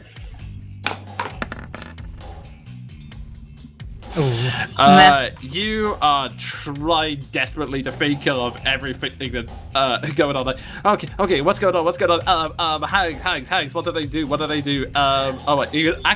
wouldn't even, because you didn't hear the Raven say hags, you just heard Ward yell, children eating monsters. You're thinking, I heard that. I had the animal, I had the talking with animals up as well. Oh, I started sorry, pretty much the same as Ward did. Oh, sorry, I completely misinterpreted that. Okay, so you did hear that. You are struggling to You're struggling with everything that's going on. Like, okay, hags, what do they do? What do they do? They eat children. We've established that doesn't help. Okay. I'm gonna take it from here. You know what? It's okay. The beards can handle this. And I'm gonna look around the room and try and see if there is a just a lid for the pot of evil goo. You look around. You can see that there are plenty of barrels or there are plenty of barrels, parts of cards that you could very easily just slam on top of it if you wish. Okay, I'm gonna take the heaviest thing that I can still lift and just put it on top. Okay, now you see a barrel of this fine powder. You're not sure what it is, but you can lift it. So you just you know Should what? I do a strength check? Yeah, sure. Go ahead. I should not have asked to roll. That's alright, that's okay. Overcome by a sudden determination, like, right, this is a thing I'm gonna do. You pick up the barrel of white powder and you very swiftly pick it up, rise it, slam it into the pot that's into the room. It makes a noise, but it doesn't look like the liquid can get out. Okay, and then I'm gonna go. I mean, they're still clogging up everything up there. So yeah. Pretty much at the moment, Maldas moved forward, so you can see that you can only see Seth at the top of the stairs now. I mean, you're small, so the others will let you pass if you want to get up there. I mean, do I want to get up there? I mean, you have heard the sound of lightning and screaming. Yeah, that was a big lightning. You know what? I'm gonna stay down here, and I'm just gonna move over and inspect the flowers. And that was probably my turn. Okay, yeah, I'll say that's enough of the turn. You can investigate that cabin later. Okay, so back to the top of the round. Leo, you're up. Probably foolishly. I'm going to... No, this person needs to... I'm going to swear an oath of enmity on this enemy. Okay. Remind me what that does?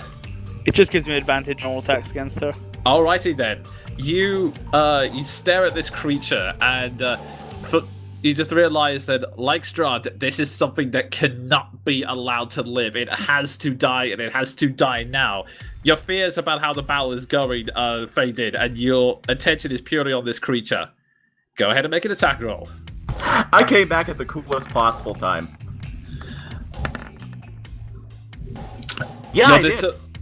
You're determined that Aisha swings forward and you're swinging straight at her head. Roll damage.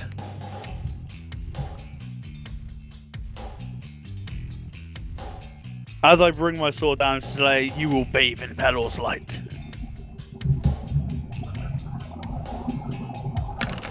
Smiting as well. There we go, that's better. You focus everything into that energy. You swing, it connects. And how would you like to finish this? Finish her. With my broken sword, I just descend it in this almost slow motion arc, and just time just slows before it meets the side of her horned head. And at the last second, I say, "Be forgiven, but be gone," and just straight through and cleave it in twain. She barely has a chance to scream as the blade slices through it. It goes from straight from the top of her head all the way down to her hip as you pull it out. There's a moment's silence. The energy of your runes flickers and dies out. And as it does so, her body just stands still, then splits apart and slowly disintegrates into nothingness. She's dead, yo. I'm going to take a step to stand where she is, and just turn my sword, just dragging it through the air to point at the other ones. That's one down. Okay, they are looking terrified at this point. And with that, Seth, you're up. Isn't it me next? Oh, no, it's Leo, Seth, then you. Right. Okay. I shall be right back. Okay. I think it's Leo, John, and Seth because both of them rolled crits for their initiative. I think. No, I don't think John so. rolled a crit. John John rolled a got crit on 17 the with- tiebreaker. Yeah. Ah. So you go Yeah. before the bad guys. Yeah. The turn. I forget the exact turn order so far, but I could have sworn I came before Seth last time. If you did, it was purely me effing up. So, Fair enough. okay, Seth, you're up. I'm going to move my hunter's mark over onto the remaining hag. Okay, the one you can see over there has Hunter's Mark. There's one more behind her. It'd be my hunter's mark, not thingy's. Yeah. Leo, so yeah, that one. Yeah. In fact, you know what? Just to make it.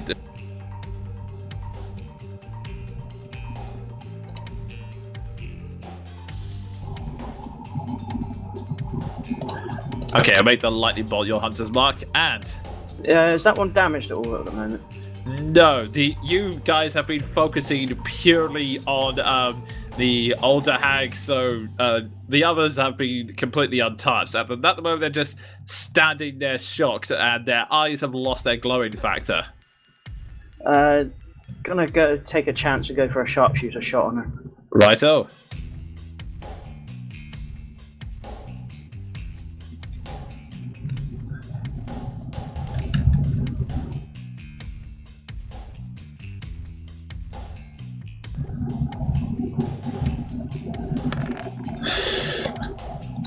You you focus your arrow and shoot it. It doesn't hit them. They step back and just to avoid it, but it kind of adds more to their fear at the moment. They continue to step at you in shock, and then Jean, your action. Okay, I'm going to step up here, and the first thing I'm going to do is attempt to make an intimidation check by just sort of purposefully striding toward the two younger hags, giving them a death glare and growling, "You'll die like your mother, foul creatures." Frere Jacques. Okay, Twirling make his an mustache intimidation the check. entire time.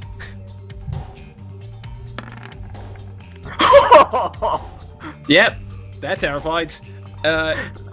They kind of let out a terrified scream, and I will say for that, your next attacking on them is going to have advantage. Ah, perfect. Okay, first I'm going to use second wind and regain HP. Yeah, good show.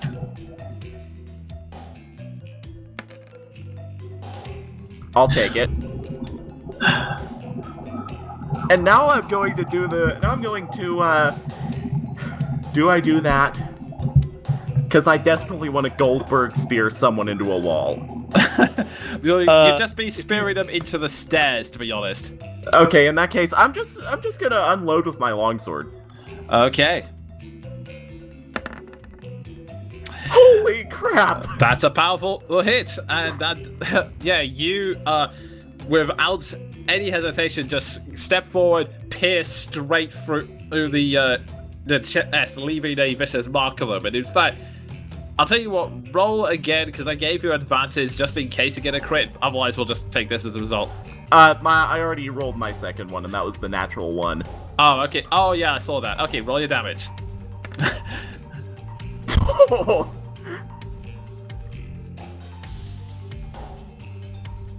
Yeah, she stares at you, absolutely terrified.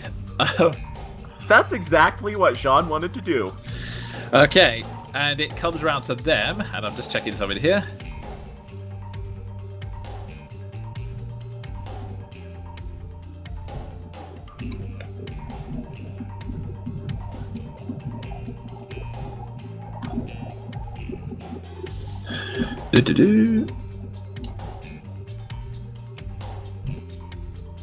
If anyone is wondering why I'm always nodding my head, it's that bass.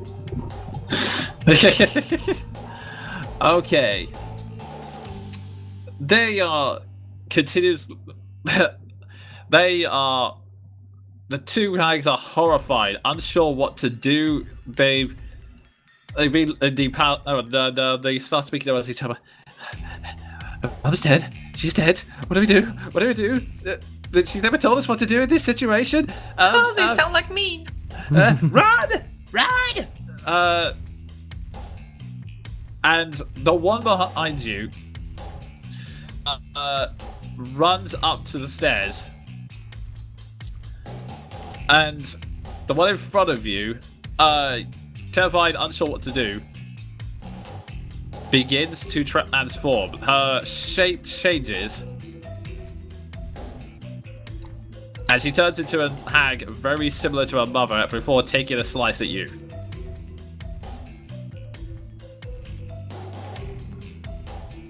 Interesting. Our facial hair texts us.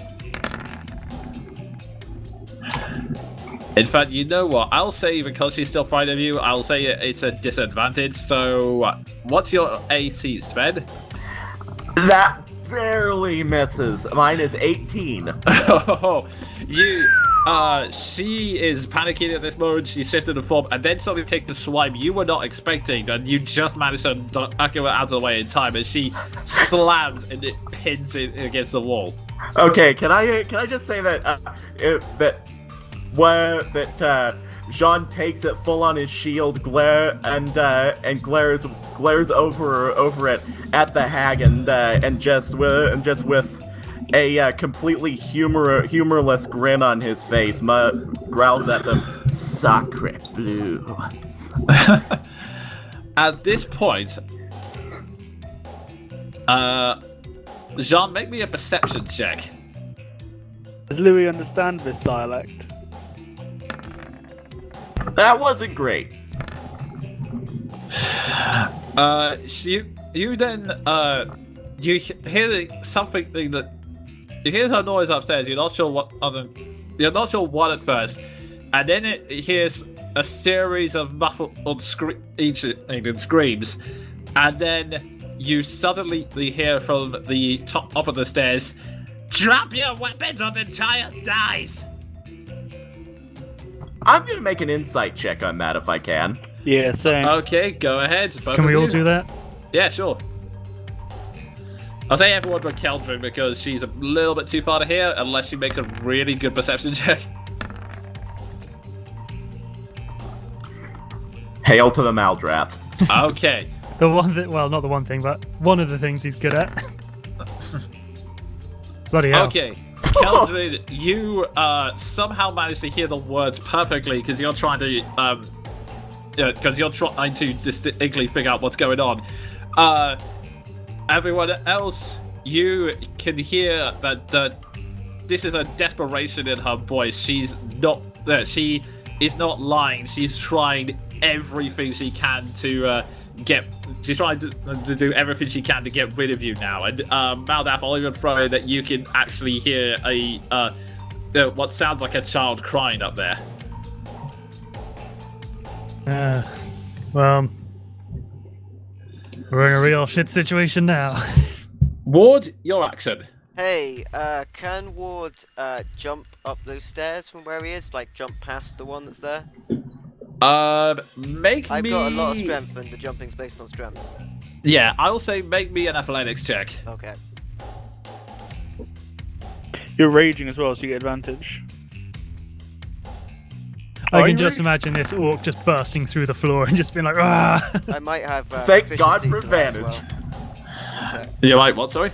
I might have proficiency to that as well. I'll just check. Okay, no. Well, either way, it's I do. That's enough. +7, so that's 18. Yeah, you easily clear it. It seems Taskbar just going on pure primal instinct. You manage to leap up, grab the banisters, and then swing yourself through the narrow gap and behind Bell. Upstairs. So you're going upstairs. Yeah, that's where the voice Child came is. from, right? Yeah. So I'll upstairs. bring you over to there. Could you ping me? Thank you. Yeah. You see. Give me one moment.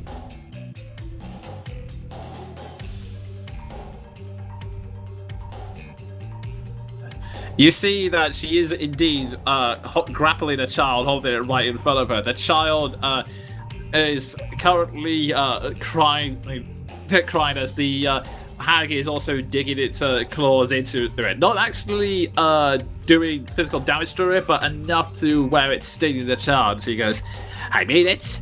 The child will die. Is she in front of a window there? She is. Oh my god! Oh is she my held the child god! close to or outstretched? She is. The child is in front of her at this point. She. Right. Because I'm so good at jumping, can I like jump up and kick her in the head? Make. Oh man. Actually, I'm gonna change that to like a Matrix dive. I want to grab her and just run her off the edge. Oh my god! A Goldberg spear. Oh my god, yeah. Okay. I will say. Let's see. You technically start around there-ish. You could. Okay. Make me an attack roll with. Make me a strength roll with disadvantage, I want to say. Okay, I have advantage on strength rolls because of my rage, so it'll be a Right, regular so- roll. I can't Okay. reckless that to get an advantage now, can I? Because you can't double advantage that. No. That's true. Yeah, okay, so it'll just be a straight roll. Just a straight roll.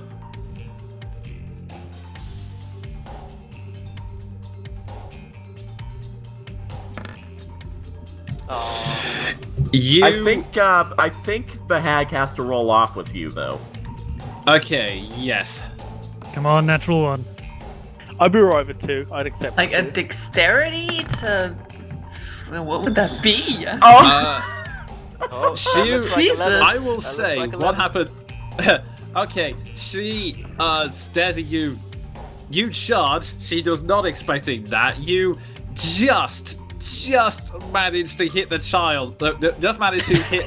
Sorry, No, that was you not just my managed to- intention, Jonah. No, okay, I misspoke there. You just managed to miss the child and hit her in the head. In your head, it's a spear, but within a club in space, it ends up being more like a clothesline as you strike her head, and she stumbles backwards, and the child is released Excellent. and stumbles back here. By God, she's broken in half. He goddamn knocked her goddamn shoes off. Okay.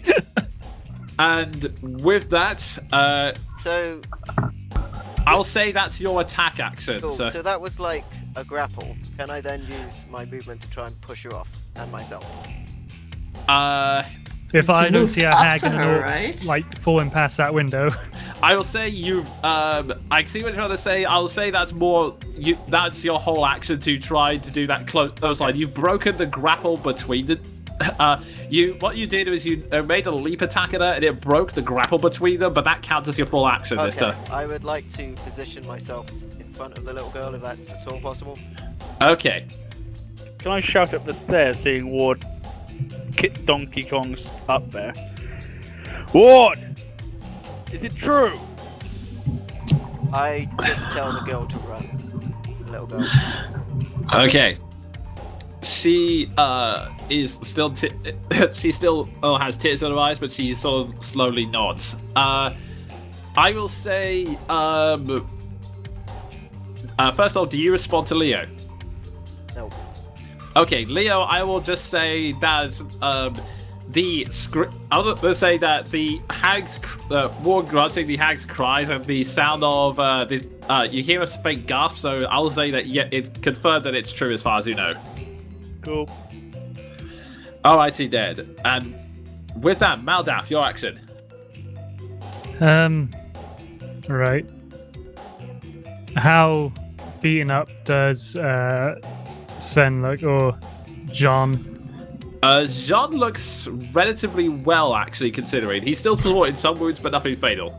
Yeah, and I did that second win, so Jean is looking a lot healthier and at this point, very angry and a little battle crazed. And Okay, keep then. in mind, your spiritual weapon is still here, so you Yeah. can use it to attack if you wish. I'm aware of this. Is Make there you any way I feel can better. get flanking on her?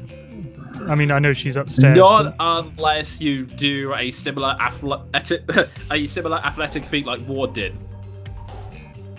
I don't have very good modifiers on my athletics. Can I at least get myself into melee range of her? I would say not. It's a bit claustrophobic. The best you could do is have your spiritual weapon attack her from behind. Trying to see what else I can do, which would be advantageous. I will say, next to you, Leo's still looking pretty rough. Okay, well, I'll just do a normal cure wounds on him then. He appreciates it muchly. That's better.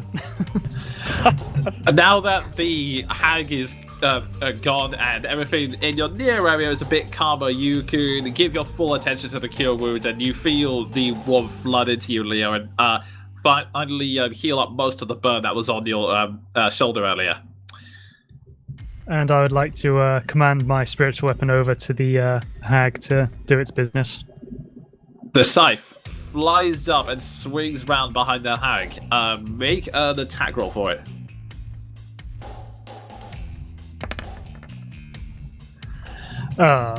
It just misses as she ducks out the way of the blade and takes it to the side, and before floating back to position behind her. Keldrin, you're up. Okay. I heard them threaten children. Yeah. I am going to try and see how far up the stairs I can get.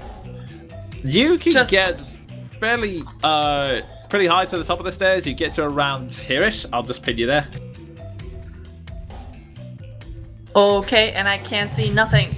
I will say that you can just about see through the side. You can see that there is some hideous purple thing near the top of the second row of stairs. You're not 100% sure what everyone else is doing, because I mean the only way to get past the others would be to sort of gently push past them. I mean you're small enough to do it. Okay, I'm gonna take up my axe. And I'm gonna sorry, excuse me, I just want to see what's happening.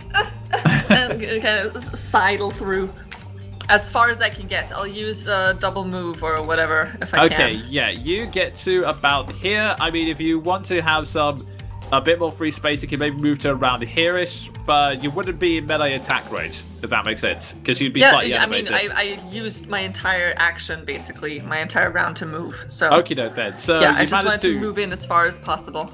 Yeah, you managed to move into a good space to the point where you can see everything that's going on. You can still see it on the stairs. Okay, the stairs that are going up are where? The stairs going up are right here.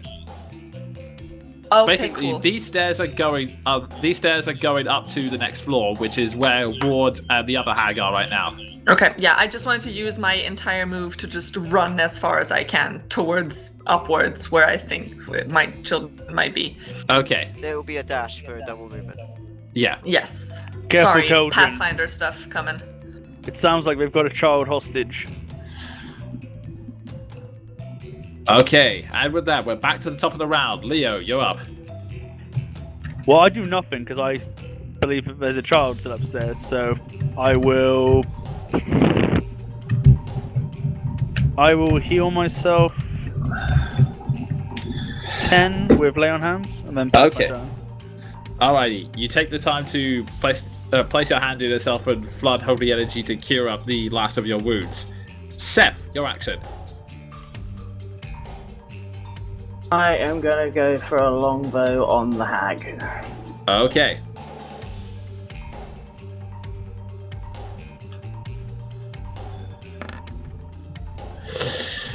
Ye gods! With everything that's going on, you have plenty of time to focus. There was a little bit of a bump as Keldrin pushes past you, but otherwise you managed to retain your focus and you hit her straight in the head. Roll your damage. What are you That's doing? the first time it's being damaged as well, isn't it? No, it's taking some nicks from Jean as well. If this one kills that child, they will go on to kill others. They must be stopped no matter the cost. Roll your damage. Don't forget, this one has Hunter's Mark as well.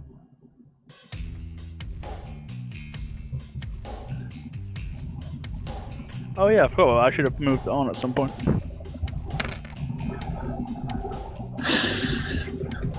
A good stop on the hit. It has a hideous dent, and the arrow just sticks firmly in her head. she's it doesn't seem to have done anything fatal, but she is getting more and more panicked as the situation goes on. Yeah, that's me. Okay, with that, John, you're up. I'm gonna make another intimidation check on this hag. I'm gonna still just sort of pinning her claws with my shield. I'm gonna say, kill another child, and I'll tear you to pieces. Alright, make an intimidation check.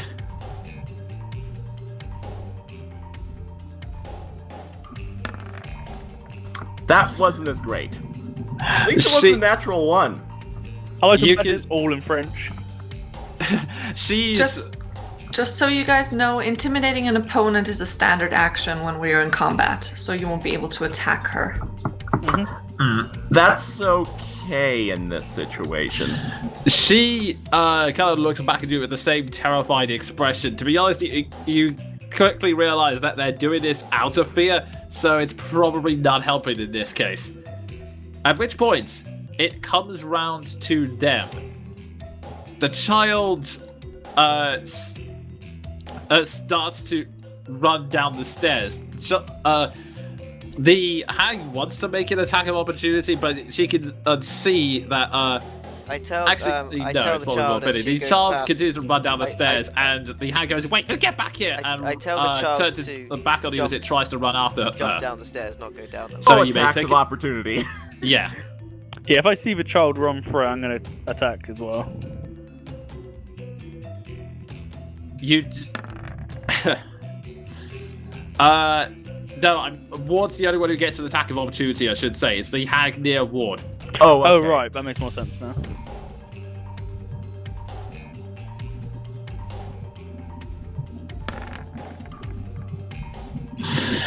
And yeah, that's a hit. You just managed to hit off the back. Roll your damage.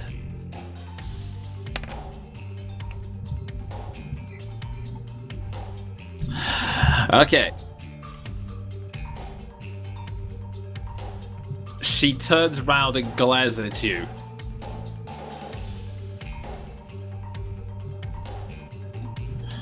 And then, in pure desperation, tries to cast Ray of Enfeeblement on you. Ooh. That hits. Okay. And from the blow hits you, and then suddenly you feel yourself getting weaker and weaker, and you feel you slowly start on down, and now you feel like all of your strength is slowly fading away from you. But she didn't get the girl, that's the important thing. And everyone else, you can see the girl slowly poke her head at the top of the stairs, but stop as she sees the as she sees first the glowing scythe right in front of her, and then the other hag who is being pinned down by Jean. The other hag looks back at the child, looks at you, Jean, and then tries to swing its claws at you again. Bring it. The music paused just for that bring it is brilliant.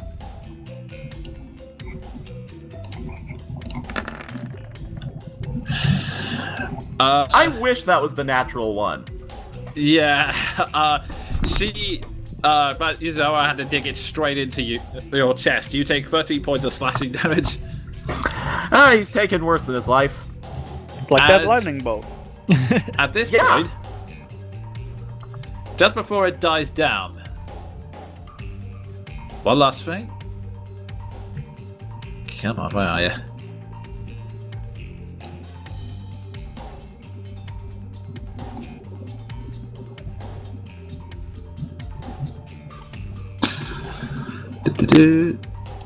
There we go.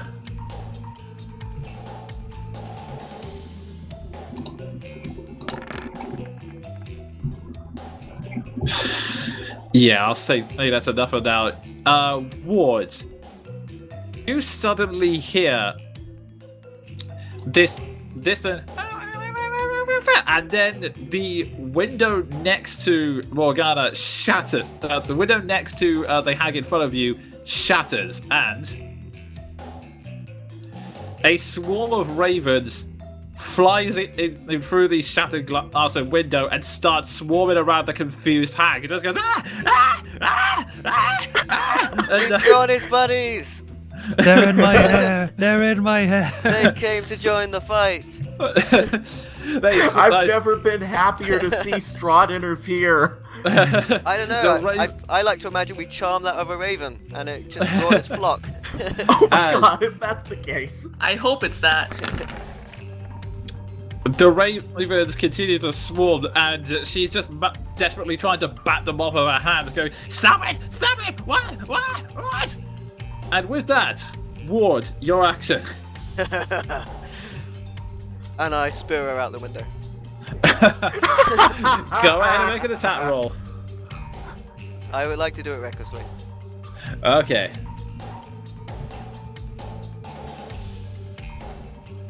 How high up is he right now? Wardberg. There's like that's 3 definitely stories, it. right? Yeah, it's 3 stories of 8 feet each, so 24 feet. That's nothing. It's too cool not to do. Like, yeah, I don't care how beaten I get. Ward, I would be disappointed if you didn't. Yeah, you just without any kind of Just before I sense look of at her fear. dead in the eyes and I say, "You're next," and I do it. You just take a step back, charge towards her. She just has enough time to swat the ravens who fly up and then goes, "What?" And before you push her straight through the open window, and the 2 of you fall straight out. She screams as they continue to fall down, and then... Hang on. Is it that?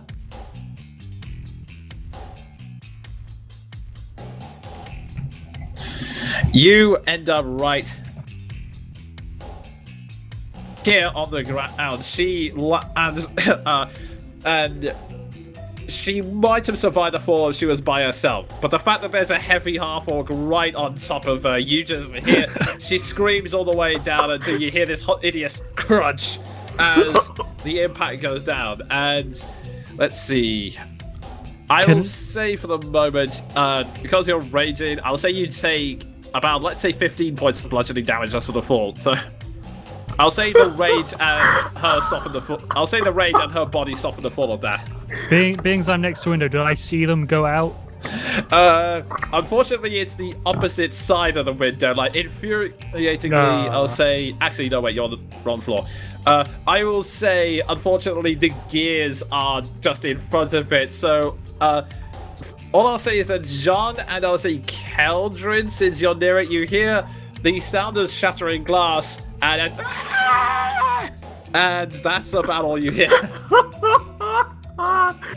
This is the best thing I've ever seen in my life.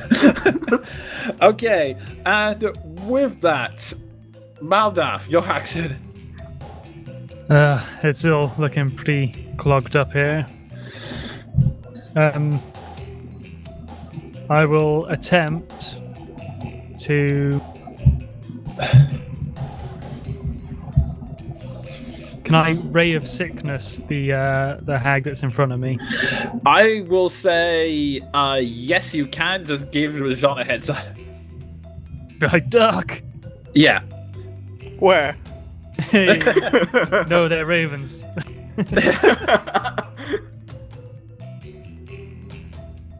Oh, I didn't add it to my thing. I'm gonna have to do it the long way. Okay, actually.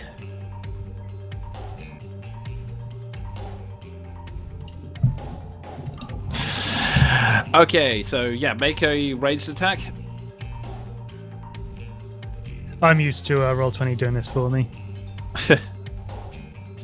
Alright. So Yeah, just a that's right. d20, add your wisdom modifier. And your proficiency bonus. Oh yeah, add your proficiency. Duh. So was it D20 plus my I think Wis- plus 6.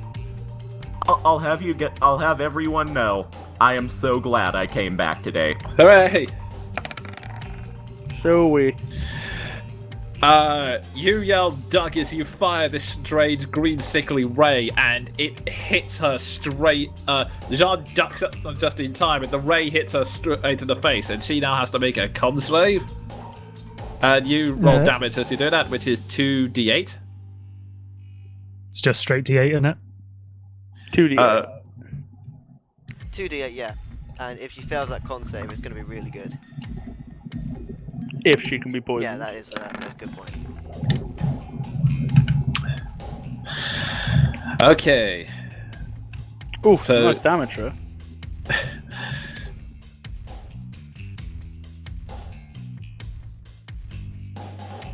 The ray hits her, and she starts making a noise. But she's looking in sick, but nothing too bad seems to be happening. And with that, Keldrin, you're up. Do I still get my spiritual Oh yeah, you still weapon? get the scythe action. Yeah, sorry. Go Let's ahead do that. and roll the attack damage for that.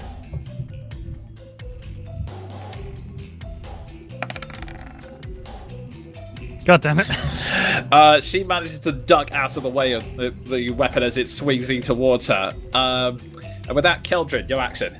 Okay, so there's one hag that John has pinned. Yes, she's Uh, still alive. Yes, she's still alive. She's the only one left. Okay, because I saw the other one going down, and I heard that there's 3. Yeah, you might But want I'm to get gonna- her. You might want to get behind her for flanking. She can't at the moment because of Oh, right. Des. Unless you're good at athletics. Yeah. I don't know. I can certainly try. I think. Okay. Yeah. pretty if you- strong. I'll try and squeeze by. and- Okay. This yeah. is more of an athletic leap. So yeah, if you want to get with attack range, go ahead and make an athletics roll. I believe in you. Nice. Yes, we believed in you. Amazingly, in just a sort of sheer determination, you see the child up there. You almost do like this strange parkour movement where you leap up the side of the gear, leap the wall, jump off the wall, and land on the stairs behind her. Do you Awesome. shout parkour as you do it? Parkour! I'm not cool enough to do that. Let's be honest here, okay? And then I'm gonna frantically chop at her with my axe. Okay. Sword axe Nice. with advantage. And Yeah. I'm gonna do it two-handed because that's better. Okay. You swing the axe, and she manages to just duck out the way in order to avoid it. And yeah, with that, Leo. I'm what's gonna yell at the child. Just stay behind us. Well, it's gonna be fine. I'm gonna move here and sort of just like open my arms and say, "Jump, child!" Okay, the child looks at you, and we'll see how she responds to that on her next turn. Seth, you're Ah, up. damn it! I was hoping I could use the rest of my movement to start running. I'm gonna. In which case, yeah. I'll hold my action. If she doesn't Yeah, we'll jump say. into my arms, I will attack.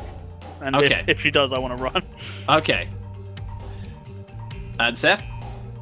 Yeah, take a gamble again. See if the sharpshooter will hit. Alright.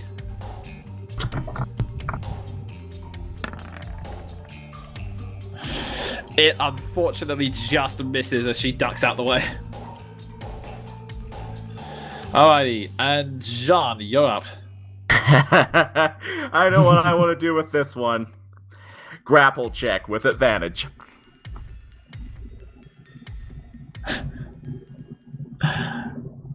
Once Okay. Discord stops going berserk.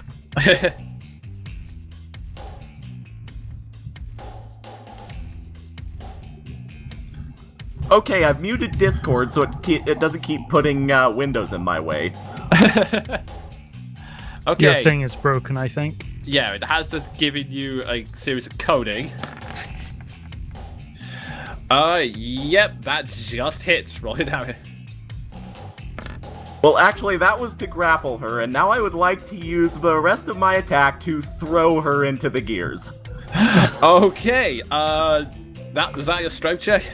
Yeah, and we have to roll off. Yeah, for it. I'll roll off now. Wait, that's the Raven stroke check.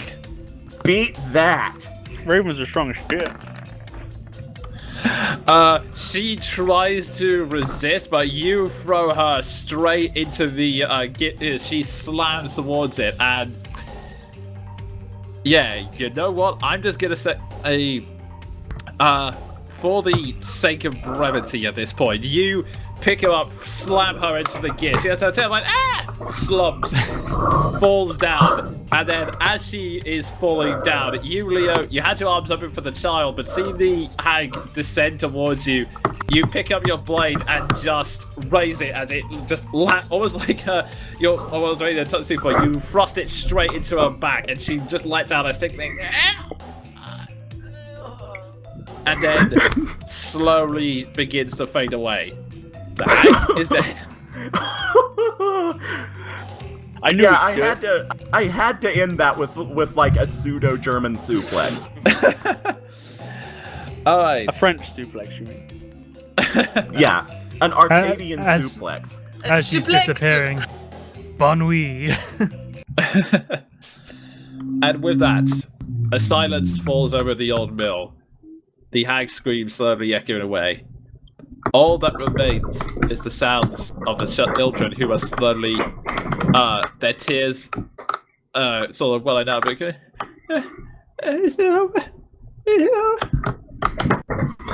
Jean is going to just slowly untense and ascend the stairs as he passes, saying, "It's over. It's over, child." If we're out of initiative, Ward says hi to Irina real quick and runs back in, seeing Irina is just staring at this. Both her and Roman are just giving you just complete looks of shock and amazement. Seeing the third hag, hopefully slowly being eaten by the gears, just looks in just pleased amazement, slowly takes off the mask, and just quietly says to himself, "Nice, nice." As this is going on, Jean is going to go give only a passing regard to the horde of crows. Take off his company cloak and hang it from the window, as if to say, this place is purged, and here lays a tribute to a great evil. I'm gonna go straight upstairs and see if there are more children. Yeah, I'm gonna go look for more hags because they said there was 3. As you begin to search the room, you see 6 hags. Can you put me in the same room as everyone is? Okay, yeah, hang on. As you all enter the room, you begin to investigate to see what horrors still remain in this inn. And with that, we are going to take a 5-minute break. Sorry for that length, everyone. That was awesome. That was pretty cool. Congratulations, guys. That was an optional boss. You did pretty well against them. Let's have a little parting word from our sponsors and stuff. There's some Commodore music on the way. I'm getting food. Screw the sponsors. See you in 5 minutes. With that, we'll take a break. Okay, guys, we'll be back in just about 5 minutes. I might try and change to a different browser so that everyone's webcam isn't freezing all the time. But yeah, we'll see you in 5 minutes. I'm going to quickly switch to some Commodore 64 music, so enjoy that, and we'll be right back. Back in a sec.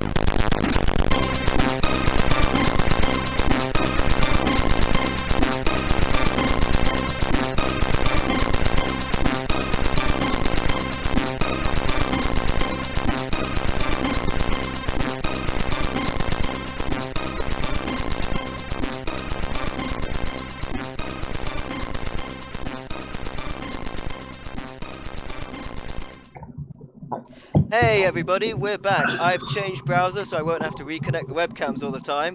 And take it away, Jonan. Okay, so when we last left off, everyone was having a look around. The hags have been defeated. The mill has fallen silent, save for the tears of a crying child. You, John, have left a mark to represent that a great evil has finally been slain. Keldrin, you're looking around for other children, correct? I'm just going as I still don't know if that's like the top level, if like third floor is it. There's one level above it, but it sounds like the sounds of children crying are coming from above. Yeah, I'm just going up. I'm just going straight up to look for kids. Okay, I'm going going bring as you well. up there. And you? Okay, there's not much space up here. It's like a small, cramped study with loads of... It's like a small, cramped study with one small desk there. And I would like you guys to roll me a perception check, both of you. The giant half. Oops, shit! That shouldn't be advantage anymore. Sorry about that. Go to the study. Okay. I say study, it's more of a bedroom. Hang on. Okay. Keldrin, the first thing you notice, especially since the child, she seems to be looking in one direction. You notice the crate where sounds of another crying child are coming from, and you... A crate? Yeah, the children were kept in crates. How else are you going to keep children?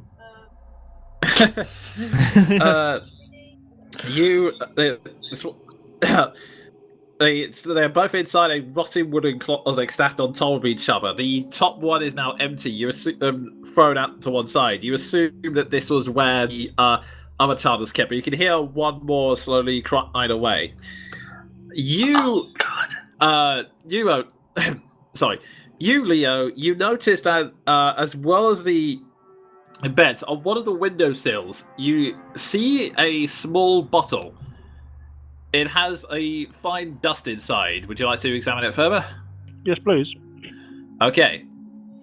The dust, it's a small bottle that is has a very curious shape to it. Next to it is a series of notes. The first one reads, "Important. Do not touch." There is a second note, which reads, Haha, very funny. Powder made the note disappear. Really hilarious. But seriously, do not fucking touch this. Then finally, a third note saying, look, you two fucking dimwits.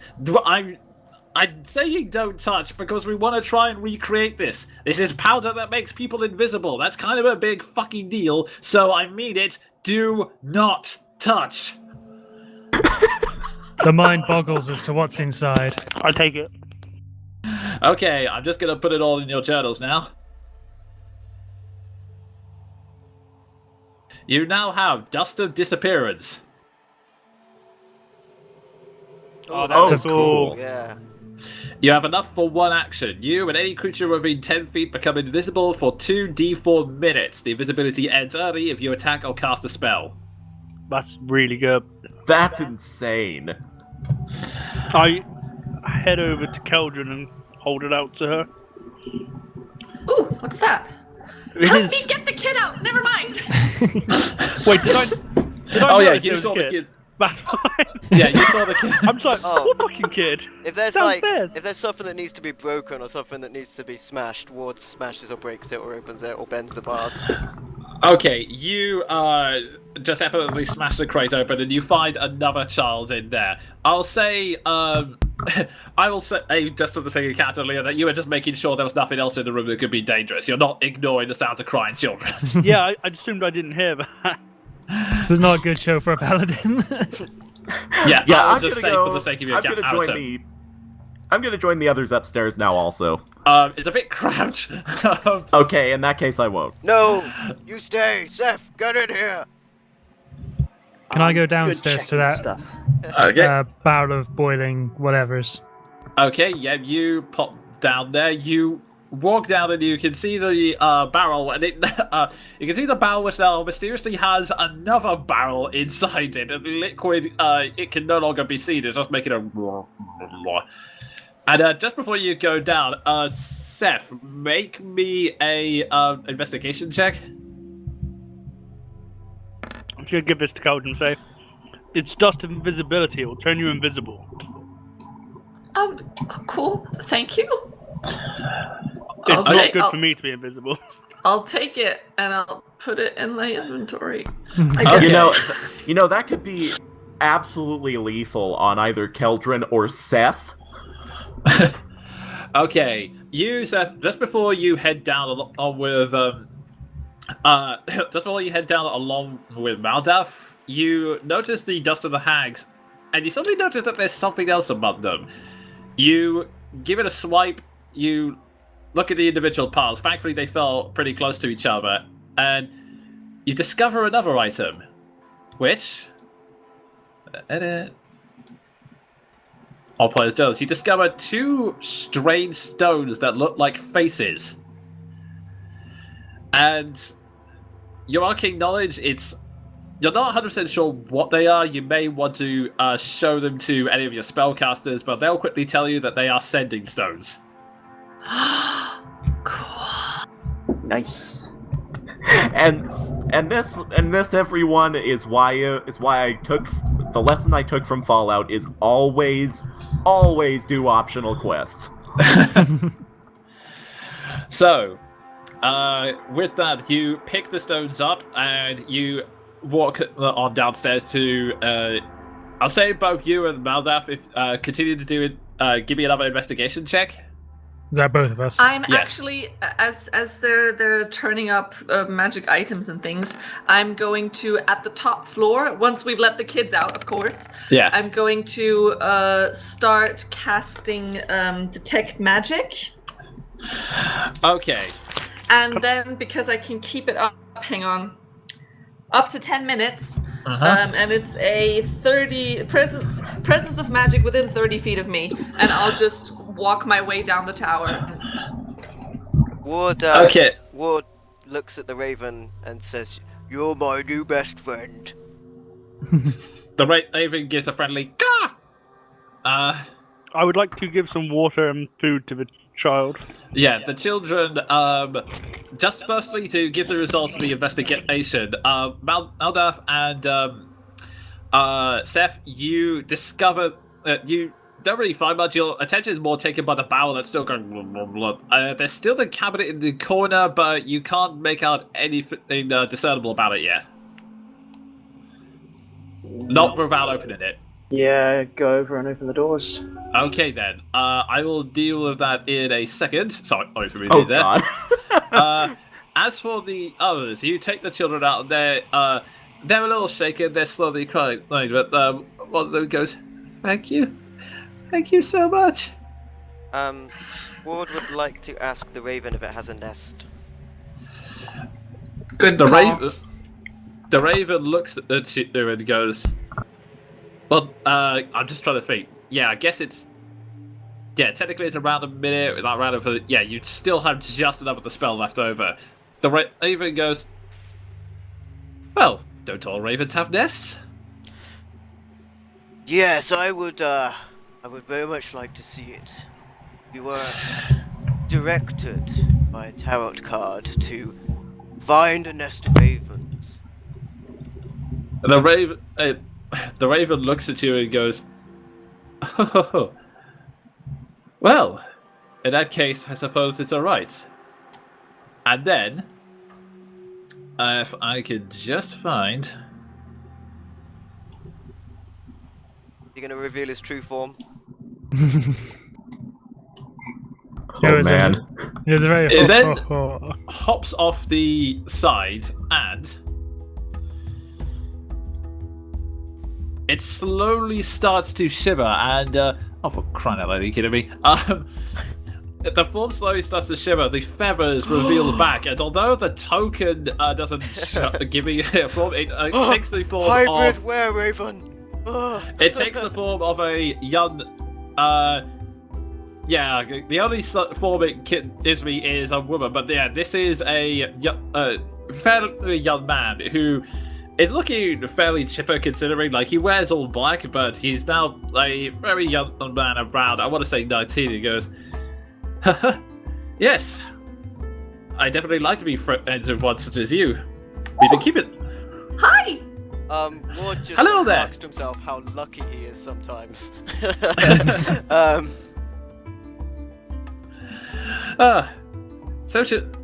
You guys have been very impressive. I mean, do you know how many people have gone in there? I mean, my job sucked. I had to watch people die and keep them from going in. Real quick, could you move me down with the rest of the group so I can comment on this situation? Well, up here. Yeah. There we go. I'm just gonna lean into Keldrin and just say, I know I've missed a few things, but is this common practice with you? No, that guy is a raven, and he's really nice. I talked to him before. My friend, the raven, the rogue.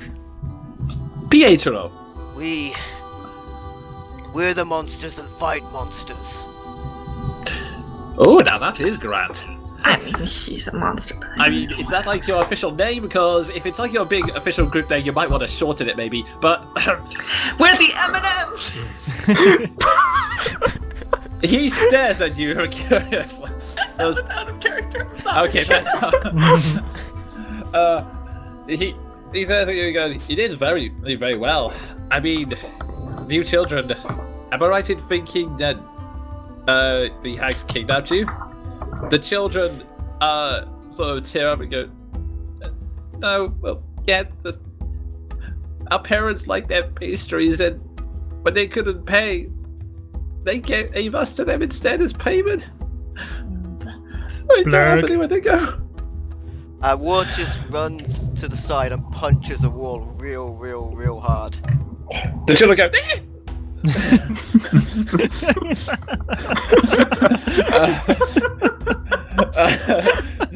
the raven goes, okay, don't worry, children. He's just frustrated.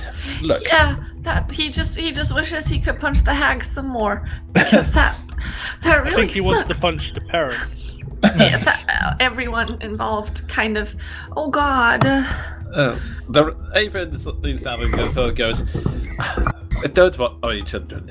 I mean, And I know. I can. Yes, I can do that. Yes, because I've got free movement now. He then said, "I'll tell you what. I can call some more of my friends, and we can arrange some escorts. Then, if you like, we can offer you a home in Vallaki if you wish." Vallaki is pretty safe. We're trying to bring someone there too, and yeah, you'll be safer there. Leo's gonna give them a smile. I've just come from Vallaki. It's a wonderful place. Is it a wonderful place before I lied to him like this, actually? As far as you're aware, it's a wonderful place. They're even having a festival there. Oh, there's a festival coming up, you know. Really? Yep. And you know what? It doesn't involve eating kids. No one's, Oh God! no one's gonna hurt you. Shut the hell up, Bowdra! It's right, I'm downstairs, I can't hear any of this. Okay. Meanwhile, the Raven smiles and says, "Ah, yes, always a part of the town filled with joy and merriment, that one. But yes, we can definitely provide you safe haven. And in fact, we can even provide you with work if you wish. And actually, whilst we're here," he looks up to he looks out to them and goes, "Since you wanted to meet our nest, as it were, I recommend you going to the Blue Water Inn in Vallaki. Trust me, you'll make a lot of friends there, especially with your reputation." The Blue Water Inn. Have I been there? No, you haven't. You're only just sort of kind of looking on the outskirts of Vallaki. You passed through, just saw what was going on and found out what you could before heading on. Got you. We'll take note of that. Are you gonna travel with us, or spread your wings, so to speak? As much as I would love to, I would wait until my friends got here to escort the children, and whilst I'm sure your group can provide support, sorry if this sounds mean, but Strahd's kind of watching your movements like a hawk. He's biding his time and waiting. Like, as soon as he gets word on you, monsters are going to come out, and, well, also you've made quite a lot of other enemies with the werewolves. Really sorry about your friend, by the way. Okay. Oh yeah, my friends have been following you this entire time. We make it our business to try and know things. Oh, did you follow our friend as well? Is he okay?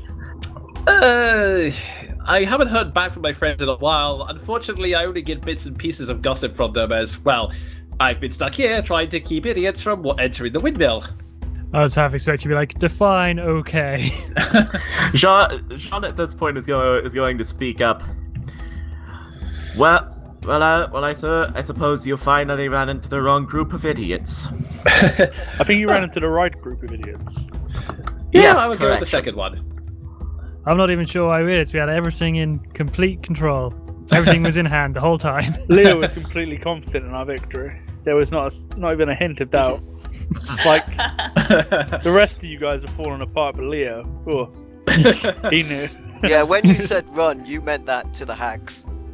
Yeah, like run at them. Yeah. And so the everybody goes, "All right, children, wait here, and I'll get in touch." He then, before your eyes, slowly starts to shift back into the Black Raven once more. Wait. That means we'll be a distraction so that nobody comes into this tower, and then you'll take away the kids? The crow nods and goes, "Caw!" Okay. before hopping back up to the now empty window and shrieking out towards the sky, "Caw! Caw! Caw!" And you can hear some distant calls answer in response. Can Leo, we holding his holy symbol, begins to pray that he will one day be able to do something cool like this. Ward wants to look over the children real quick, and as he does so, he's going to take out, I believe, a little bear from his possessions. Oh yeah. Oh the my little doll, God. yeah. I'd see if any of them react to it. The children just kind of stare at it, and one of them goes, "Ooh, a dolly." Okay, he just puts it away. Not for you. He gives them a bat shish kebab. You give them a what? Sorry. A bat shish kebab. I Oh, have come on. 4 of them in my The inventory. The children He's No. uncooked stare as at well, this. right? Yeah, They're no, uncooked. don't, just no. It's good. Eat it. Not for kids, Ward. I've already fed them, Ward. I just have Kel just like, nope, I'll have this, nope, not for you. Actually, in all seriousness, seeing Ward's display, Jean is going to think back very quickly, produce the shitty trinket he got from Strahd, and hand it over to one of the children. The children pick up the trinket and go, yay! And just clutch onto it tight. Okay, I'm gonna. Mission accomplished. I mean, I'm pretty much their height anyway, but I'm just gonna make sure that I'm just gonna. So, They're slightly okay. shorter than you. Yeah. Like, okay, so the nice Raven man is gonna come back with his friends. Are you gonna be okay just waiting here without us? We're just happy to be free, honestly. Oh. I mean, the hags, they did so many mean things to us. Yeah. Just stay up here, and the Raven is gonna watch out for you, and we're gonna have to leave to make sure that nothing bad comes after you. Okay? Okay. Yeah. What's your names? My name's he struggles to remember for a moment. Sorry, My name DM. is- You can just say it's Kid 1 and Kid 2. My name is James. My name is Alexi, and this is Gucha. I'm Lexi sure and I'm Gooch. sure your lives are gonna be a lot better from now on. Yes. No, names Thank like you. that. And who are you? Hi, I'm Keldrin, and you know what? Maybe you're gonna learn to turn into birds. Wouldn't that be cool? Yay! Leo's nodding beside her. Yes, it would be cool. Hey kids, do you know what'd be more cool? Not growing up with psychological damage. God damn it. Oh, it's way too late for that. Okay. Okay. This is Just- Maldraft downstairs trying to prepare a pep talk. Okay. Just try and not touch anything, okay? We'll try and take everything that's dangerous, but just in case, yeah? The children nod. Okay. And speaking of dangerous, This is where we get exploded. Okay, Seth, you open up the cabinet and you find 3 small bottles inside. And if I could just, here we go. There are 3 Alexis in there. One is labeled youth. The second is labeled laughter. And the final one is labeled mother's milk. I don't need none of that crap. Drink that one. You firmly shut the door on it. Tell Maldraft what's there, he can handle that. Yep. Close the door on this matter. Okay, so Maldraft, are you going to do anything? No.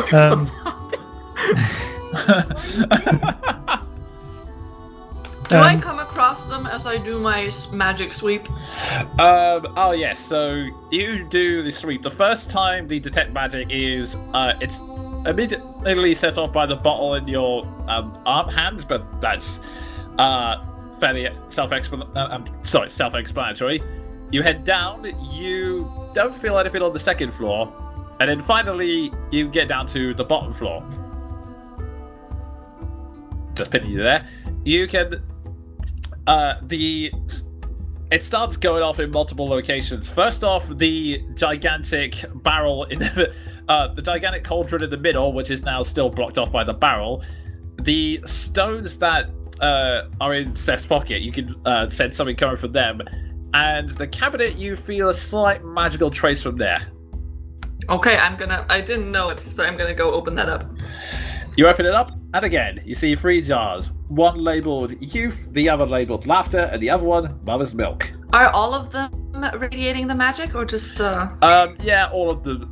Actually, no. One of them is radiating magic. The one labeled youth. The others. Let me see here. Yeah, the mother's milk one isn't doesn't have any magic attached to it, and neither is laughter. Okay. Well, they seem to be up to baking goods and like drugs and shit. So I'm gonna take the magical one. Okay. I'll take the youth. Alrighty. So you reach out, take the small tincture, and I'm assuming Yeah. just gonna stuff it away. I'm just gonna stash it away, and I'm gonna make a note to look at it tonight when I have a bit of time. Okay then. Ward would also like to check the floors as he goes. Okay. Sorry. I'd also do another sweep for writing and spells and things like that, because that's something that children would do.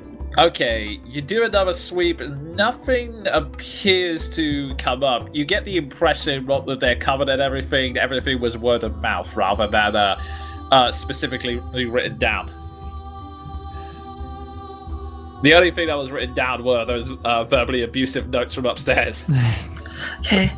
Nothing in like strange scripts pertaining demon summoning or something?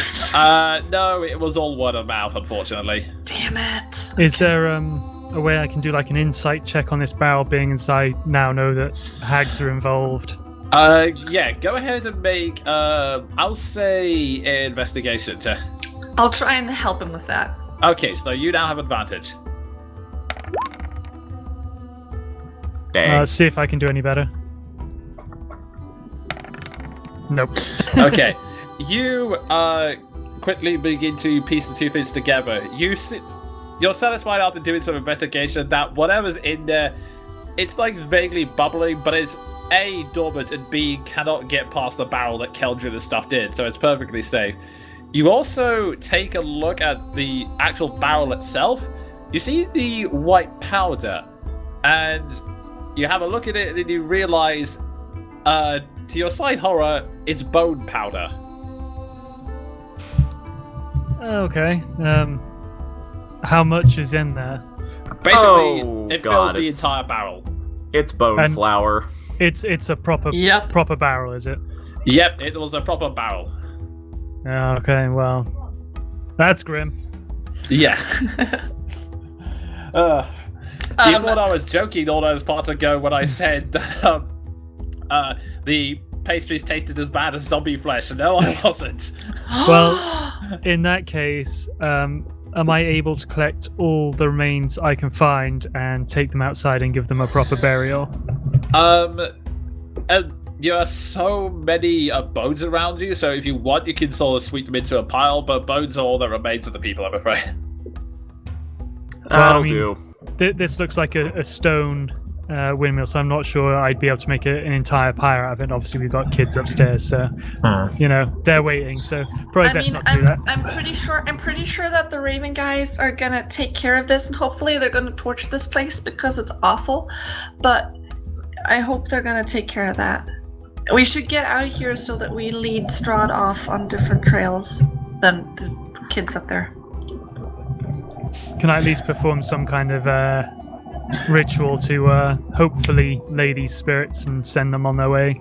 Yeah, I'll say you take 5-10 minutes just to quietly pray to your god and make sure that their passing is proper and they don't experience any more suffering from here on out. That'll do me. Ward would like to find any clothing if it's here, preferably a hat or a cloak. You look around. Unfortunately, all of the clothing here, like there is some of the clothing remaining of the hags, but yeah, it's all designed for women. So. There's a nice fine. cloak hanged up downstairs. I was just about to say someone left one hanging out the window. Yeah.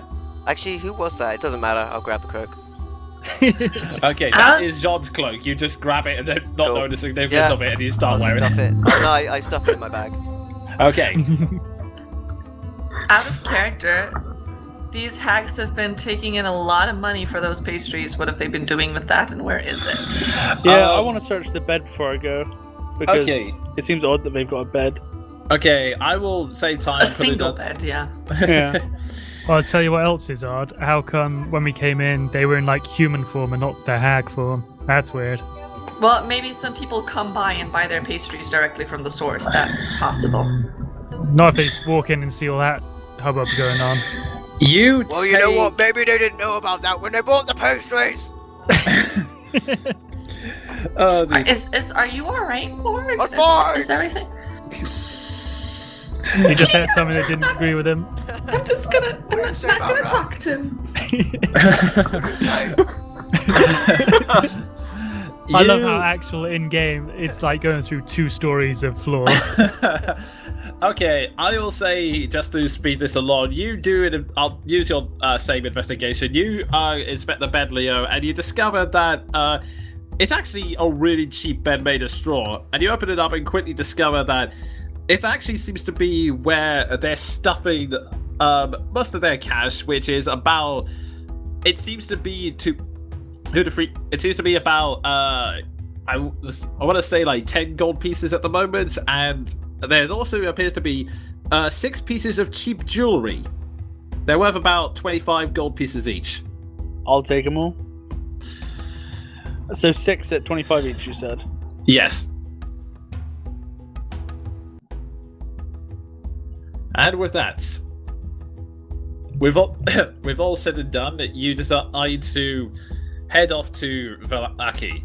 You wave the children goodbye, reassure them everything's going to be okay. Pietro gives a pleasant nod towards you as you leave, and you can see in the sky more ravens starting to fly towards the building. When you come out, Irina has a lot of questions for you, and you take the time to fill her in at the very least the basics. You don't mention what the children are being kidnapped for, but you tell her regardless. And with that, punches the hag that's on the ground outside one more time before he leaves. Just gets a bit deeper into the earth before he gets out of there. Yeah, it's mostly dust, but you just punch it anyway, just to grind it deeper into the earth. Yes. Yeah, and I'd like to. I'll let that question take its course. What question? Sorry. Was that body searched? No, but to be honest, they pretty much crumbled into dust. So anything that was for possession on them would would definitely be there. So you can see, like the only things that were on them were the 2 sending stones you picked up. No worries. Okay, so and as we're setting off, I would like. Wow, the screen just shifted violently. Yep, I've gone blind. Yeah, as we're setting off, I'd like for Jean to sort of lean into Leo as they're walking and say, as a mercenary, you see a lot of grim things, but that was by far the worst. Leo just gives him a small look. My friend, if only that was the worst. Yes, I imagine you have a point. And so, you continue along the road towards Vallaki. It's continuously long, winding road round the mountains until eventually,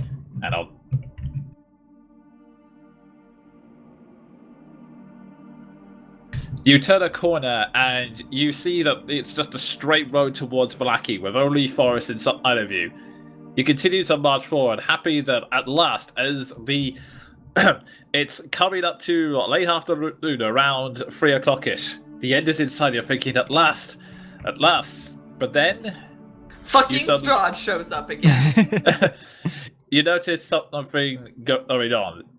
You hear this distant sound of what you hear clinking metal. You hear the sound of cries.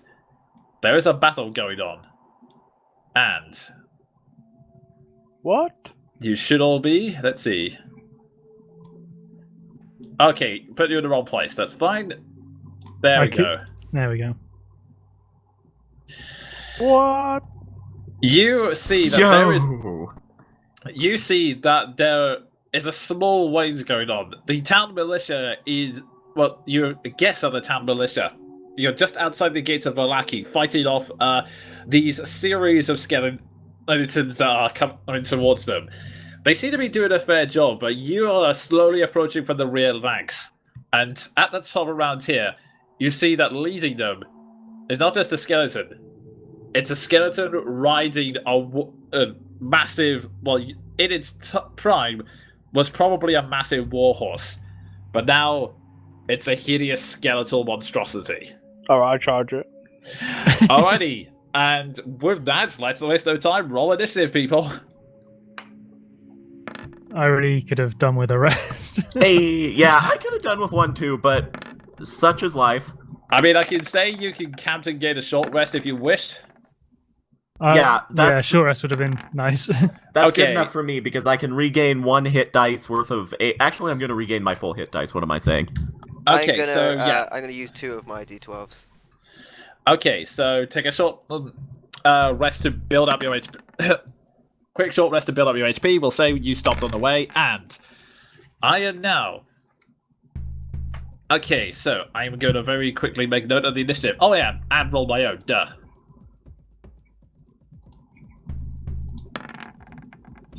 Wow.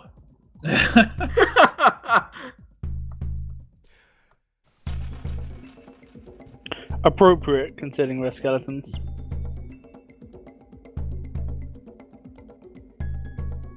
So just adding up the initiative now.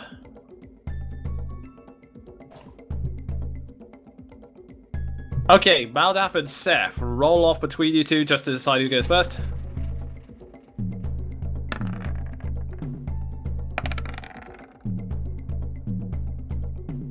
Okay.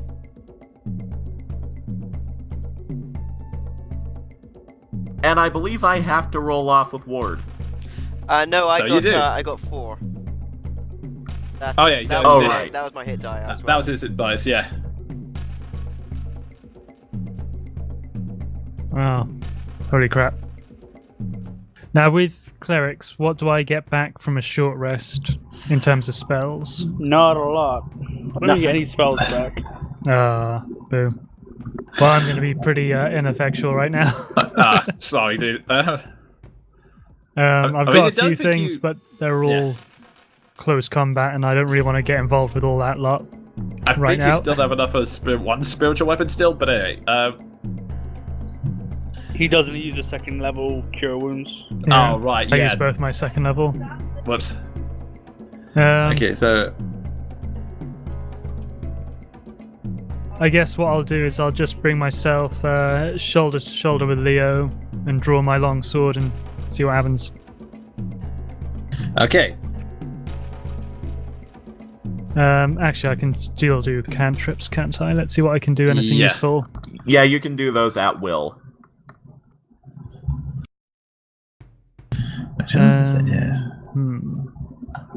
Is it's going to be too long, I think. Maybe not. Does the skeleton and the warhorse, are they one creature or are they two separate? They're one creature at the moment. I mean, if you make a strong enough hit, you might be able to knock the skeleton off the horse. Well, I was just thinking with chill touch because it affects another creature within 5 foot. I'm not sure if it was counting as one target Yeah, or it would two. count. Yeah, it would affect another creature within 5 foot. So, Question is, do I want to kick up that hornet's nest? Yes. Okay. We're gonna anyway. Yeah, well, I'll throw a chill touch out to it. To the rider as the primary target. okay then. Make me a spell attack roll.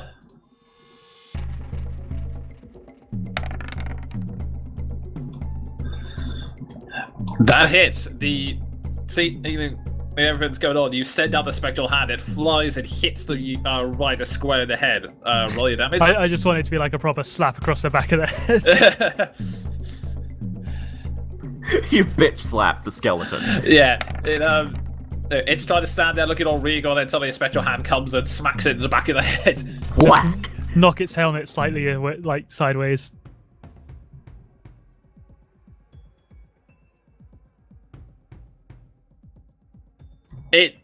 The head is aching, the helmet's dislodged, and just the body actually starts to crack a bit from the cold narcotic touch. The skeleton raises its head, shakes it, straightens its helmet, and then turns around to look at you. Alrighty then. So, Seth, you're up. Cool. I'm going to cast as a bonus action Ensnaring Strike. Okay. Next time I hit a creature or a weapon, I have to make a strength saving throw or be restrained. Alright. And I'm going to attack the horse. Okay.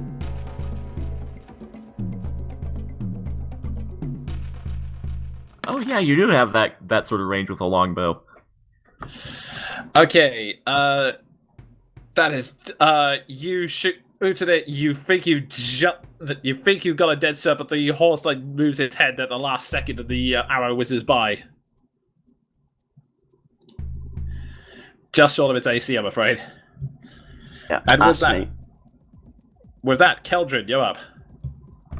Oh gee, that quickly. Oh man. Okay, bonus action, turning into direwolf. Okay. Cause fuck these Oh, hey. guys. Oh hey, tasty bones for the doggy.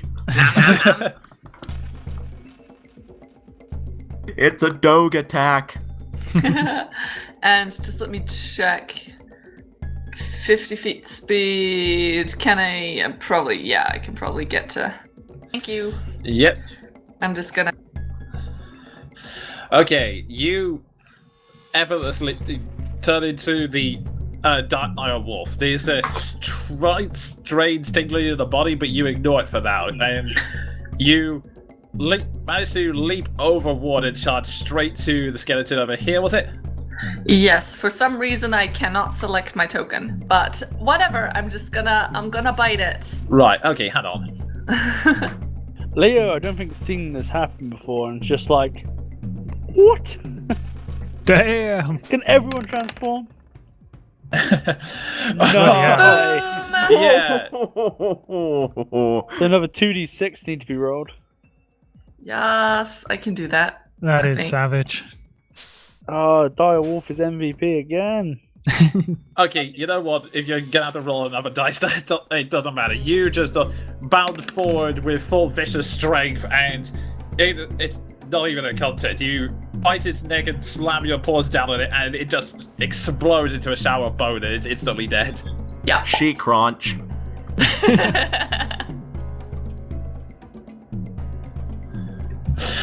Okay, and with that, Jean, you're up. And I should say at the moment you're still on the horse. I've been waiting so long to do this. I'm gonna rein in Roman, and I am going to charge my full 40 feet. Was it?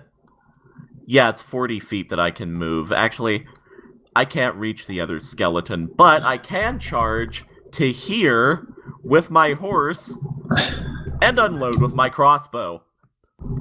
40 feet Okay. seems quite short for a horse. Yeah, it's it's not a draft good horses suck. You kick the Roman and you charge at a slightly fast canter, and it moves a lot on towards the skeleton. As it, you This ready your Roman. crossbow and go ahead and roll it. Just trying to say Roman Reigns, I'm sorry. Can't help but diss him. That was the sort of the joke. Also, holy crap, John. As you just waiting. Oh yeah, you are so calm in your riding skill. There is you instantly, you just calmly and steadily take the crossbow and shoot straight in the head. Roll your damage. It's taken a while, but it's an 11 on my screen. Yeah, Yep, I see it same. on your screen as well.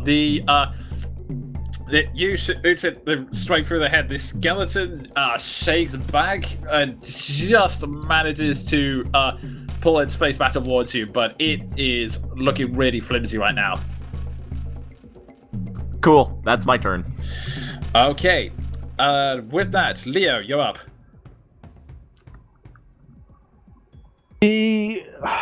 The skeleton above me, can I get to him? Yes, it's difficult terrain, but not too high. It's like I want to say like 5-10 feet at most. So it would move half your move, but yeah, you That's fine. effortlessly like climb over and pull yourself up towards the skeleton before drawing your sword and charge. And it will be a very unimpressive strike.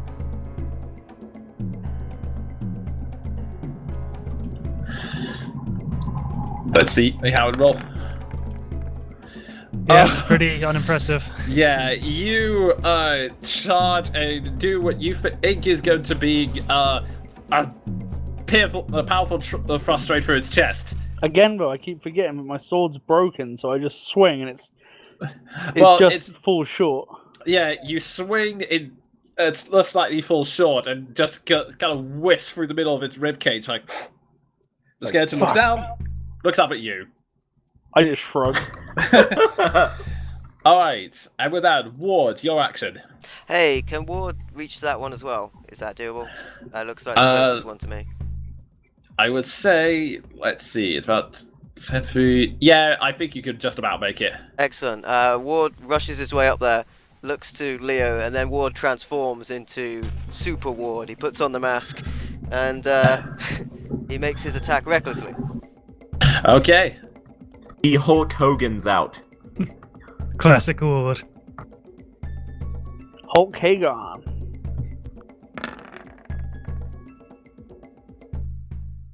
Okay. That hits. Excellent. The putting on the mask is me saying I'm raging, by the way, so that's rage. Okay.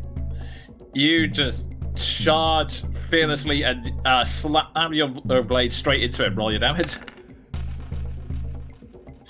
Oh, wow. Welcome to my world. It shudders under your weight, cracking all over the place. Many ribs go flying, but it's just about holding its form together. Those guys on the far left are humans defending, right? Yes. Okay, good. I was really worried. Okay. And with that, it comes to their turn. Resistance of his zombies. Skeletons, sorry. They're skeletons. You see a couple of zombies in front of the militia, both of whom they're up to fighting the two guards over there. Meanwhile, the skeleton in front of you two is gonna take a swipe at Ward since it's the one that actually damaged it. Rub it in, I guess it's fine.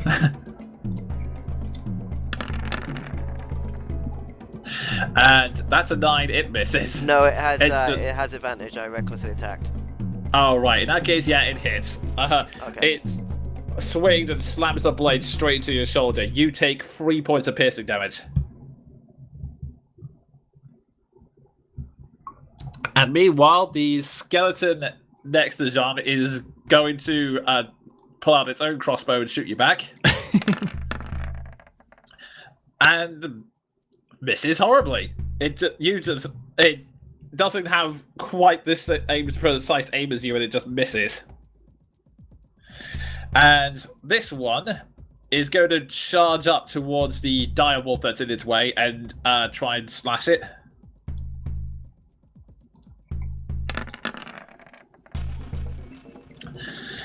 Let's see. What's your AC?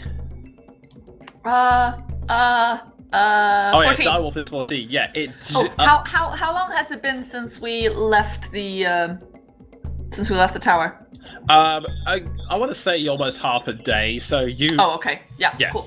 14. You're a good distance away. It slashes straight at you and gets a nick in your shoulder. You take 4 points of piercing damage. Cool. And meanwhile, this skeleton notices that something's up.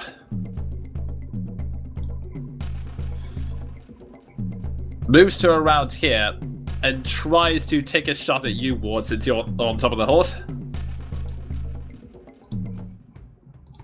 Don't you mean me? Jean, yeah, sorry. And misses. Yep, but yeah, actually tremendously, because that wasn't with advantage. Yeah. It just shoots on over. Meanwhile, the skeleton on the horseback rides up, and with a loud, unsettling, goes for a full charge on towards you, Ward.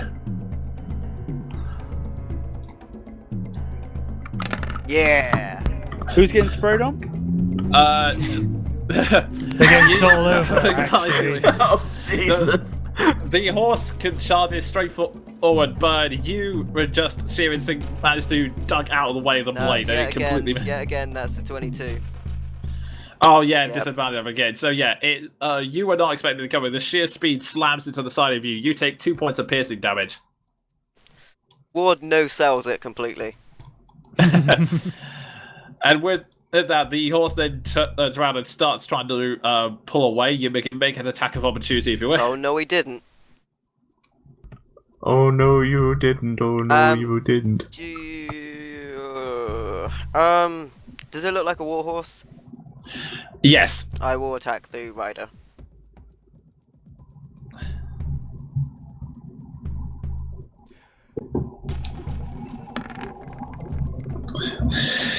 That hits. It slices you in the shoulder, then tries to wheel back around for its next charge, but you instantly just leap forward and slash it across the back.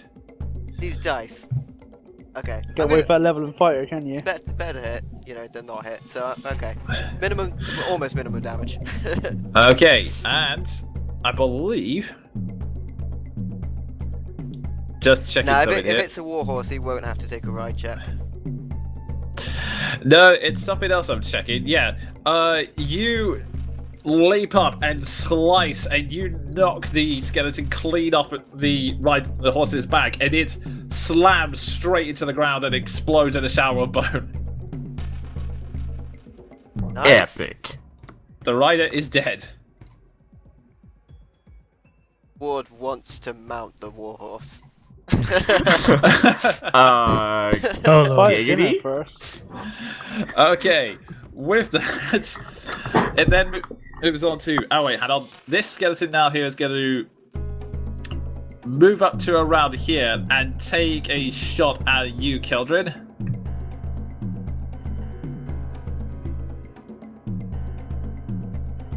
I enjoy how the token is for the direwolf because it looks like it's about to attack the horse. It sees straight in ahead and shoots. Oh, thank God, it's not the natural 20 that you have, but yeah, it manages to hit you directly, and you take 8 points of piercing damage. And with that, we go back to the top of the round. Maldaf, your turn.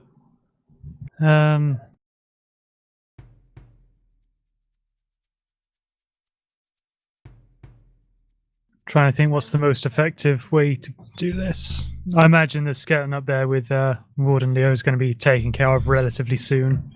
To be fair, so's the one down here, because Keldrin is beast. Yeah. Literally. Let's see for how long if I take more hits like that. Let's have a look here. There's a horse that's attacking Jean by the looks of it. Kill that. Well, let's see if it still attacks if its rider is gone. I was joking. I was saying that Roman was going to attack me. I've forgotten how many level 1 thing. I think I can still cast one more level 1 at least. Yeah. So can I move myself in next to Keldrin? Yes, you can. Okay, and I'll do cure wounds. Actually, can I see if she's wounded badly or not? Yeah, it's fairly easy to see. You can see the blood trickling down her fur from where she took the arrow hit. I'm at 25 out of 37, so you choose. Okay. Well, in that case, I think she's probably got, a little bit of leeway in her, so I'll just straight up attack the skeleton with a longsword. Okay, roll your attack. Fuck's sake. You charge forward and swing your sword at it, but the skeleton just sort of raises its crooked short shield and manages to bash it out of the way. As long as it's not a spike shield. Don't remind me. And with that, Seth, you're up. I'm going to take a pot shot at the zombie over here. Okay.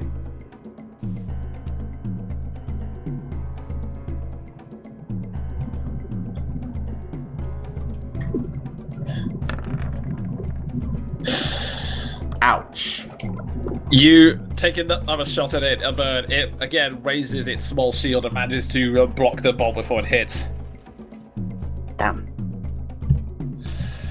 Okay, and with that, Keldrin, you're up. Okay, because I have an ally within 5 feet of me, I get advantage. I'm gonna bite the face off of that zombie. Okay. Skeleton. You pound straight into it, and you make a good hit. Roll it. I did. It's 6. Oh yeah, done. It's there. Sorry, I completely missed that. Yeah. No worries. That's to see the strength modifier. Yeah. You slam into with your jaws and manage to rip a couple of its ribs off, but it's still going. Okay. I'd like to move around it, like, so that I end up here-ish.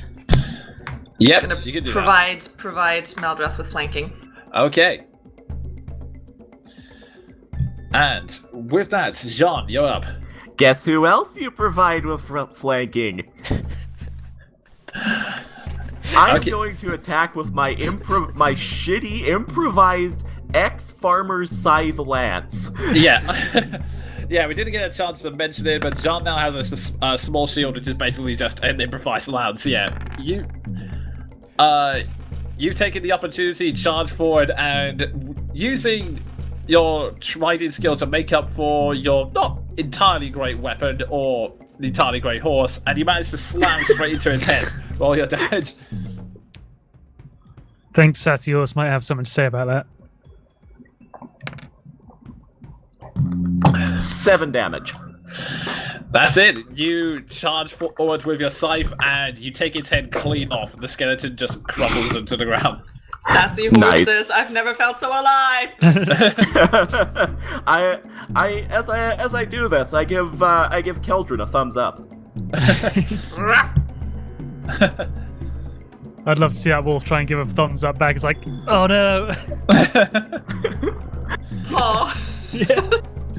Okay, and with that, I'll just...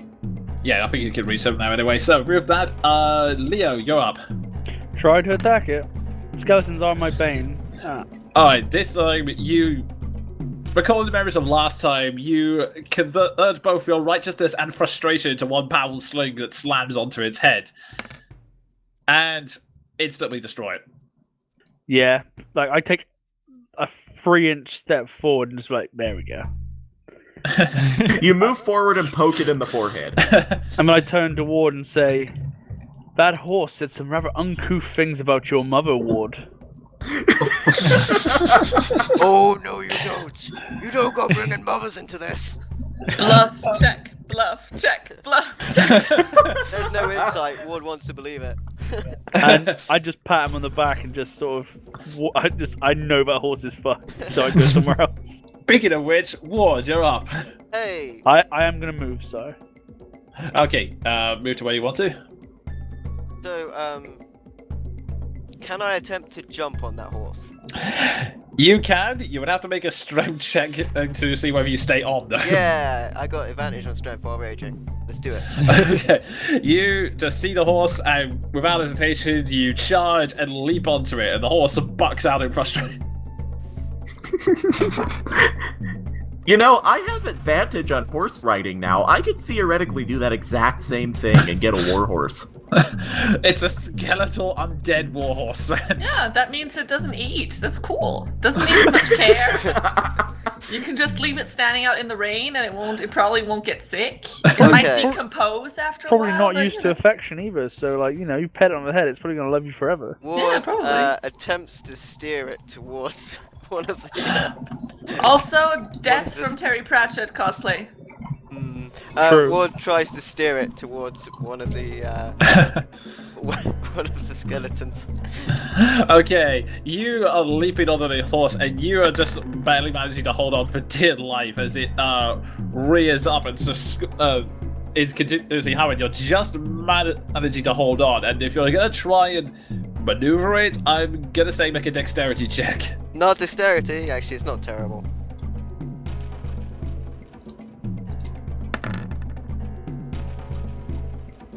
Isn't that what handle animal is for? I'm so confused with the fight. It's more of a yeah, dexterity. they do have handle It's more of animal. a dexterity check to see if he stays on rather Yeah, than yeah, actually animal handling. But yeah, I like it. if you was gonna actually try and tame it rather than just shove it towards a skeleton, then I'm just imagining this thing dragging Ward along as he's hanging onto the reins in midair. Both of you. Oh, sorry, that was meant to move you as well. You just pull the horse and start slamming it towards it. The horse is bucking in rage. And it's trying to go anywhere else, but you're shoving it straight towards the skeleton. Okay. And In if the I'm gonna- reins. It's too He's just like cool. grabbed it by the mouth. Now I'd like to Go! recklessly attack the skeleton. Okay. I will say. Okay. I will say that unfortunately, you used your action to leap onto the horse and control it, but I'm going to say that the horse tramples it. That's fine. That's good. The skeleton just sort of looks up and sees you slam it on. You slam straight down onto it, and it only just manages to hold itself together. That's fine. That's good with me. Okay, and with that, it comes round to them. The horse is going to try and throw you off one more time. Make me a dexterity check. Sorry, Jonah, did the town militia do anything last time? I'll get to that in a moment. Did I use strength to hold on rather than dexterity? Unfortunately, it's Strength is dexterity. Much better. Okay, fine.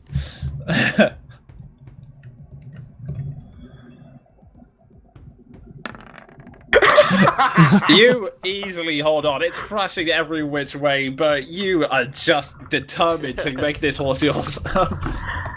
I love D&D. Grog is MVP. Wait, no, Ward is MVP. Wow. We don't want to get sued, dude. This is exactly how you tame horses in Zelda. I'm gonna get it very soon. Indeed. Okay, the skeletons, one of them is gonna make a... Actually, no, this one moves across and starts to take a pot shot at Yusef. Just like the first time in the campaign. What? Alright, speaking of which, what's your AC? Oh god, I don't actually know. Hang on. It already comes up. It's 14. Okay, it fires a shot, but you easily see it and sidestep out of the way. Meanwhile, this one's going to move closer and take a pot shot at you, Jean. Bring it. And misses horribly. Yeah, that I'm just imagining it. It tinks off of my helmet, and John is only all John is annoyed about is that it came so close to his mustache. Meanwhile, the skeleton, in pure desperation, tries to take a swipe at you, Ward.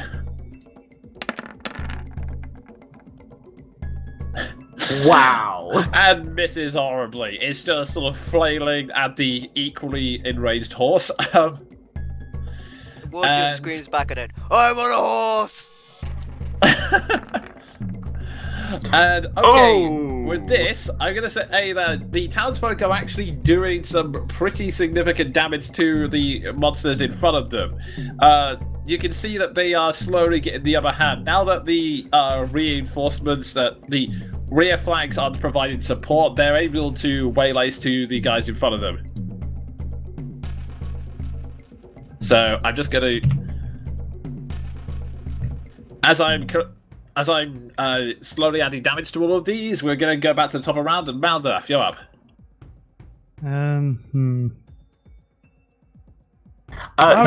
Jean is going to use his lance to signal to the ones taking pot shots at his mustache. Maldorf is just thinking to himself, he doesn't really want to get involved with the warhorse as it's, bucking and flailing around. Ward's got this. He quite enjoys having his teeth in his head, so... There's one behind us. Protect Irina. Yeah. I mean, she is the reason we're here. Yeah, I'll close the distance. Can I get behind that one? You will, I'd say, let's see, difficult terrain, auto movement, is it 30? Yeah. Alright, I'll say you just make it up there yet. It's not quite a graceful leap as Leo's was. You just sort of managed to scrabble up there, but you get within range of the skeleton. I'll try the old longsword again. Alright, roll attack. And that's a hit. You swing forward in determination. And... just to say, yeah, it's academic at this point. The skeleton instantly crumbles as you slam your blade into its head once more. As they say, boof. Booyah. Requested parte. Alrighty, and with that, Bonjour. Seth, you're up. The zombie again. Okay. Which one? The one that's higher up or the one in front of the horse? Oh, that one. Okay. Yep, that's a... That is a hit. Roll your damage.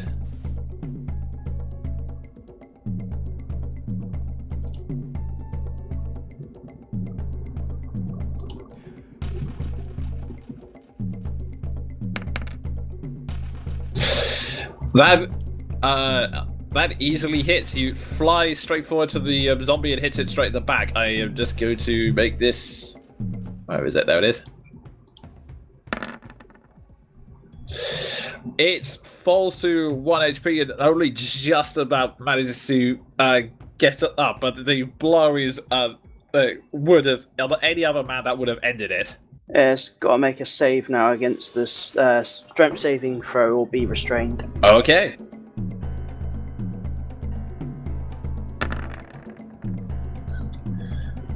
I presume the 18 makes it? Yeah, just by a lot. The arrow shoots forward and vines start pouring out of it and wrapping around the zombie. At first it looks like he's finally finished, but then it sort of raises his arms, pulls his arms out and snaps all of the vines. It's standing but barely holding together. And with that, Keldrin, you're up. Okay, I would like to... Hang on, just let me check if I can do that. Can't really get to him. Okay, so I'll just turn around and I'm on your side, don't attack me. Attack this guy. Okay, roll attack. Does it count as having ward within 5 feet of me for advantage? No, because you'd have to get round behind him. Cool. No, we've got pack tactics. No, pack tactics is just. Oh well, I don't need Oh, it. never mind. Yeah. That D6 literally pushed it up to a 20. That was brilliant. That's beautiful, yeah. They just slowly Take turned your over into the advantage and 20. shove it. Yeah, it just. There is no point calculating at this point. You instantly, it's trying to back away from the horse. You just leap on top of it and it crumbles underneath you. And then I'll use the rest of my movement, which should be 40 feet, all the way down to here. I don't think I can get further than that. Okay. All right, and with that, John, you're up. Yeah! I finished a short rest. I can use Action Surge. I am gonna do something ridiculous. Okay. I am going to charge my full 80 feet straight into the fray up here. Okay. Jump that ridge. Yeah, go. I'll grab the horse as well. Okay, you kick Roman once more, and he with a charge it up the hill, makes a small hop over the side and aims straight for the skeleton. And as you do, lance attack. Okay.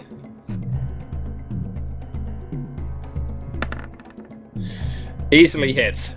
It did not see you coming. It was too busy trying to aim its crossbow at the guard at the top, and it's out of there. Nobody ever expects the French Inquisition. I was waiting for that. yeah. All right, Leo, you're up. Leo, feeling rather unimpressive, is going to, I suppose, just walk up to that zombie skeleton near him. Up here. Yeah, you charge. Yeah. You charge straight up the side, give a hop, and you draw your sword and going for the attack. I never expect much when I attack skeletons.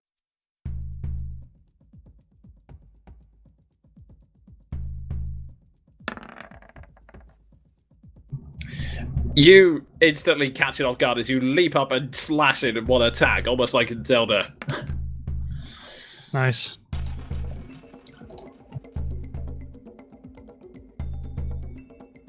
And it crumbles. It's almost all of its bones are sliced off. There's just that one spark of will keeping it alive. It's just glaring at you. It's a head on a spine. Basically, yes. It just has one good arm left. I taunt it, but the last time I taunted the skeleton, I got hit for like 20 damage, so I'll just stand here. Alright. Yeah, don't come at me, bro. Alright, Ward, you're up. I got a bone to pick with you. Don't taunt it, it'll shoot all over the place. Ward is really torn. Like he's almost stupid enough to try and like tame this horse. Okay, yeah, he tries to like get his hands around its neck and snap the giant horse's neck. Alright, Ye gods. I'm so relieved you're actually not going to kill that thing, because I was like, man, I'm going to have to kill this thing and I'm going to get an angry orc try and fuck me up. Okay, 21 was my best. Yeah, the horse is wrestling with it, but you with your strength dig in with your rage, and it just snap its head clean off. The horse is dead. My mother was a wonderful lady! Ah! She was kinda decent. And then he just it's his movement to run towards the rest of them. Okay.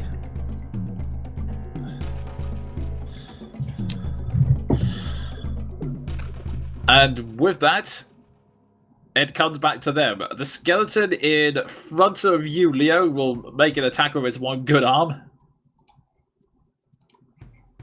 Drawing a short sword as it does so. Misses terribly, though. Like, you don't even have to raise your shield for this one. You can just easily see it coming and dodge out the way. Meanwhile, the zombie over here is going to try and attack the guard. Although, actually, you know what? I'll just do this again just to save time. The townspeople are actually managing to do quite well for themselves, dodging in every which way. The zombie in front of here is instantly hit as the knight keeps swinging on it again and again. The others all start taking hits. This zombie here is sliced straight through into the head, but it holds on with its zombie fortitude. The others...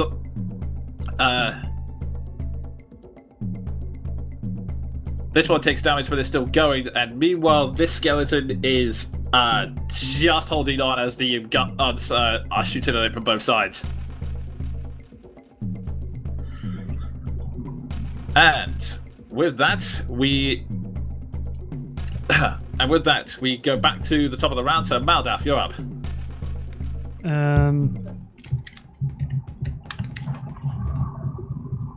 I'll bring myself up next to Leo again. Yeah, kill it. Well, we'll try. I don't think I've got anything I can do as a bonus action, so I'll just have to use the old longsword on it. Okay. Boo. That just misses. You dodge it again, trying to go for attack in the chest, but it just goes through its ribcage.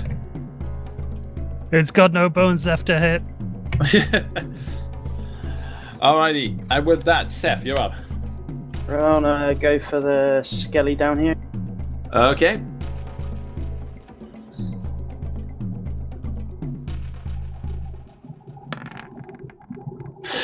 You see, you spot the last skeleton trying to raise the sentries at the top, and instantly seeing, you focus solely on it and shoot. The arrow flies forth and smacks it straight in the skull, surprising the two guards as the skeleton just suddenly crumbles before them.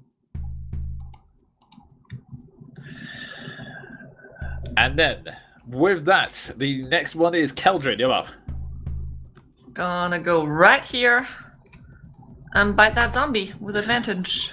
Okay. 22. Yep, that definitely hits. Well, If that had been another critical, I would have been amazed. I'm not that lucky. And let's see if we make it con save.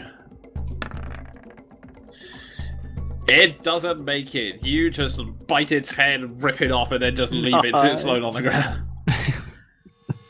And I'll use my movement the rest of my movement to try and bound up here and get to the next, to this zombie like this here. Okay. If I can. Yeah, you can. And you just managed to clear it and leap up. You're growling at the zombie, and the guards are a little taken aback by the fact that there's a giant wolf that is admittedly, it's tearing into their allies, but they're still worried about, again, it's a giant wolf. Before I leave my place, like after I kill that zombie, I'm just gonna do like the that dog grin where they just look really happy at the guard, and then I'll turn around and jump up. That's like a cheeky little wink. No, just like I have just the image for this. Okay, and don't go getting images now yet then, John, because it's your turn. Okay, fair enough. Yeah. Is Sean on his horse? He's meant to be, yeah, I don't know why. For some reason, it's not allowing me to keep them on there. I don't know, it's annoying. Anyway. Okay. Rule of thumb, Roman always reigns. You know, the funny thing is, I named him Roman as in a variation on Romani, and the Roman Reigns thing didn't come to You my better mind. fumble now just because of that. Believe I am- that. and because that guard is on the other side of this zombie, I have advantage. You gotta be careful. That horse is gonna ask you to go bowling if you're not careful. 25. It's a definite hit, and it just has to make a con save.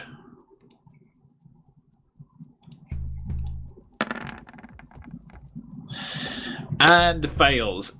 You cleave it straight through his neck, and the zombie lets out one last before collapsing dead. And As it falls, I give the guard a salute and say, "Well met, friend." okay, and with that, it comes to Ward. Hey, so the only one I can see alive is that skeleton next to Leo and Maldrap. Is that correct? Yep, that's the last Okay, one. Have I been missed? Was I ahead? Oh yeah, you were. Sorry, but my bad. So yeah, Okay. Leo, you're up. You can do it. I shall move around for flanking. Okay. And hopefully kill.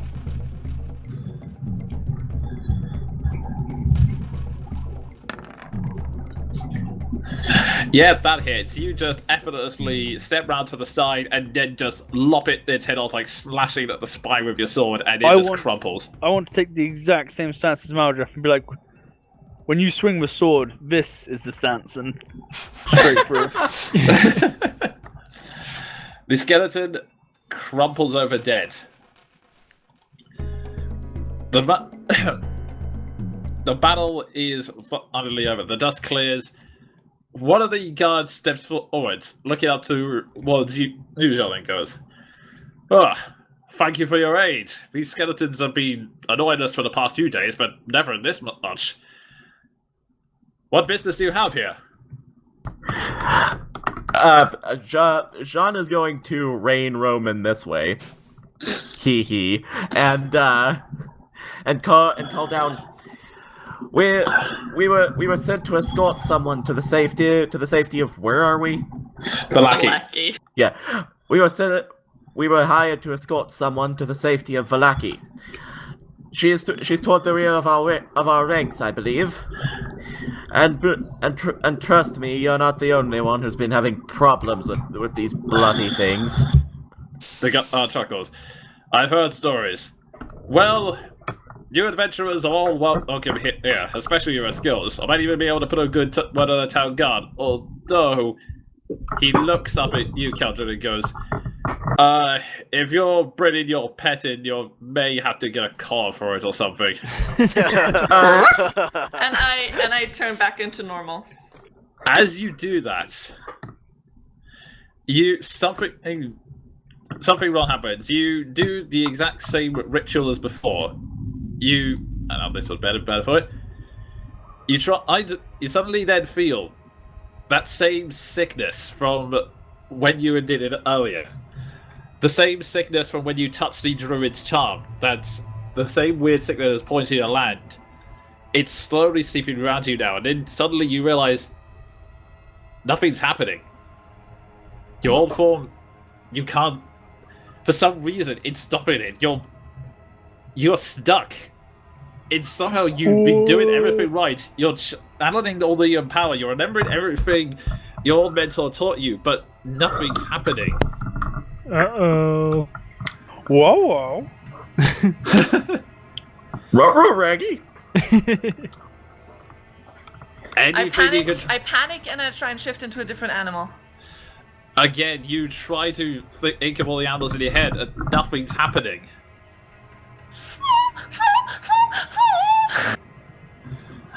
What is it, Irina, girl? come with us. I didn't mean it, children. Let it go. She's still whimpering at this point, but as far as you can tell, she's still a wolf and looking slightly panicked for reasons unbeknownst to you. Irina, come to the city. The Irina nods and follows you along. I must say, that's rather impressive to take an animal form so easily.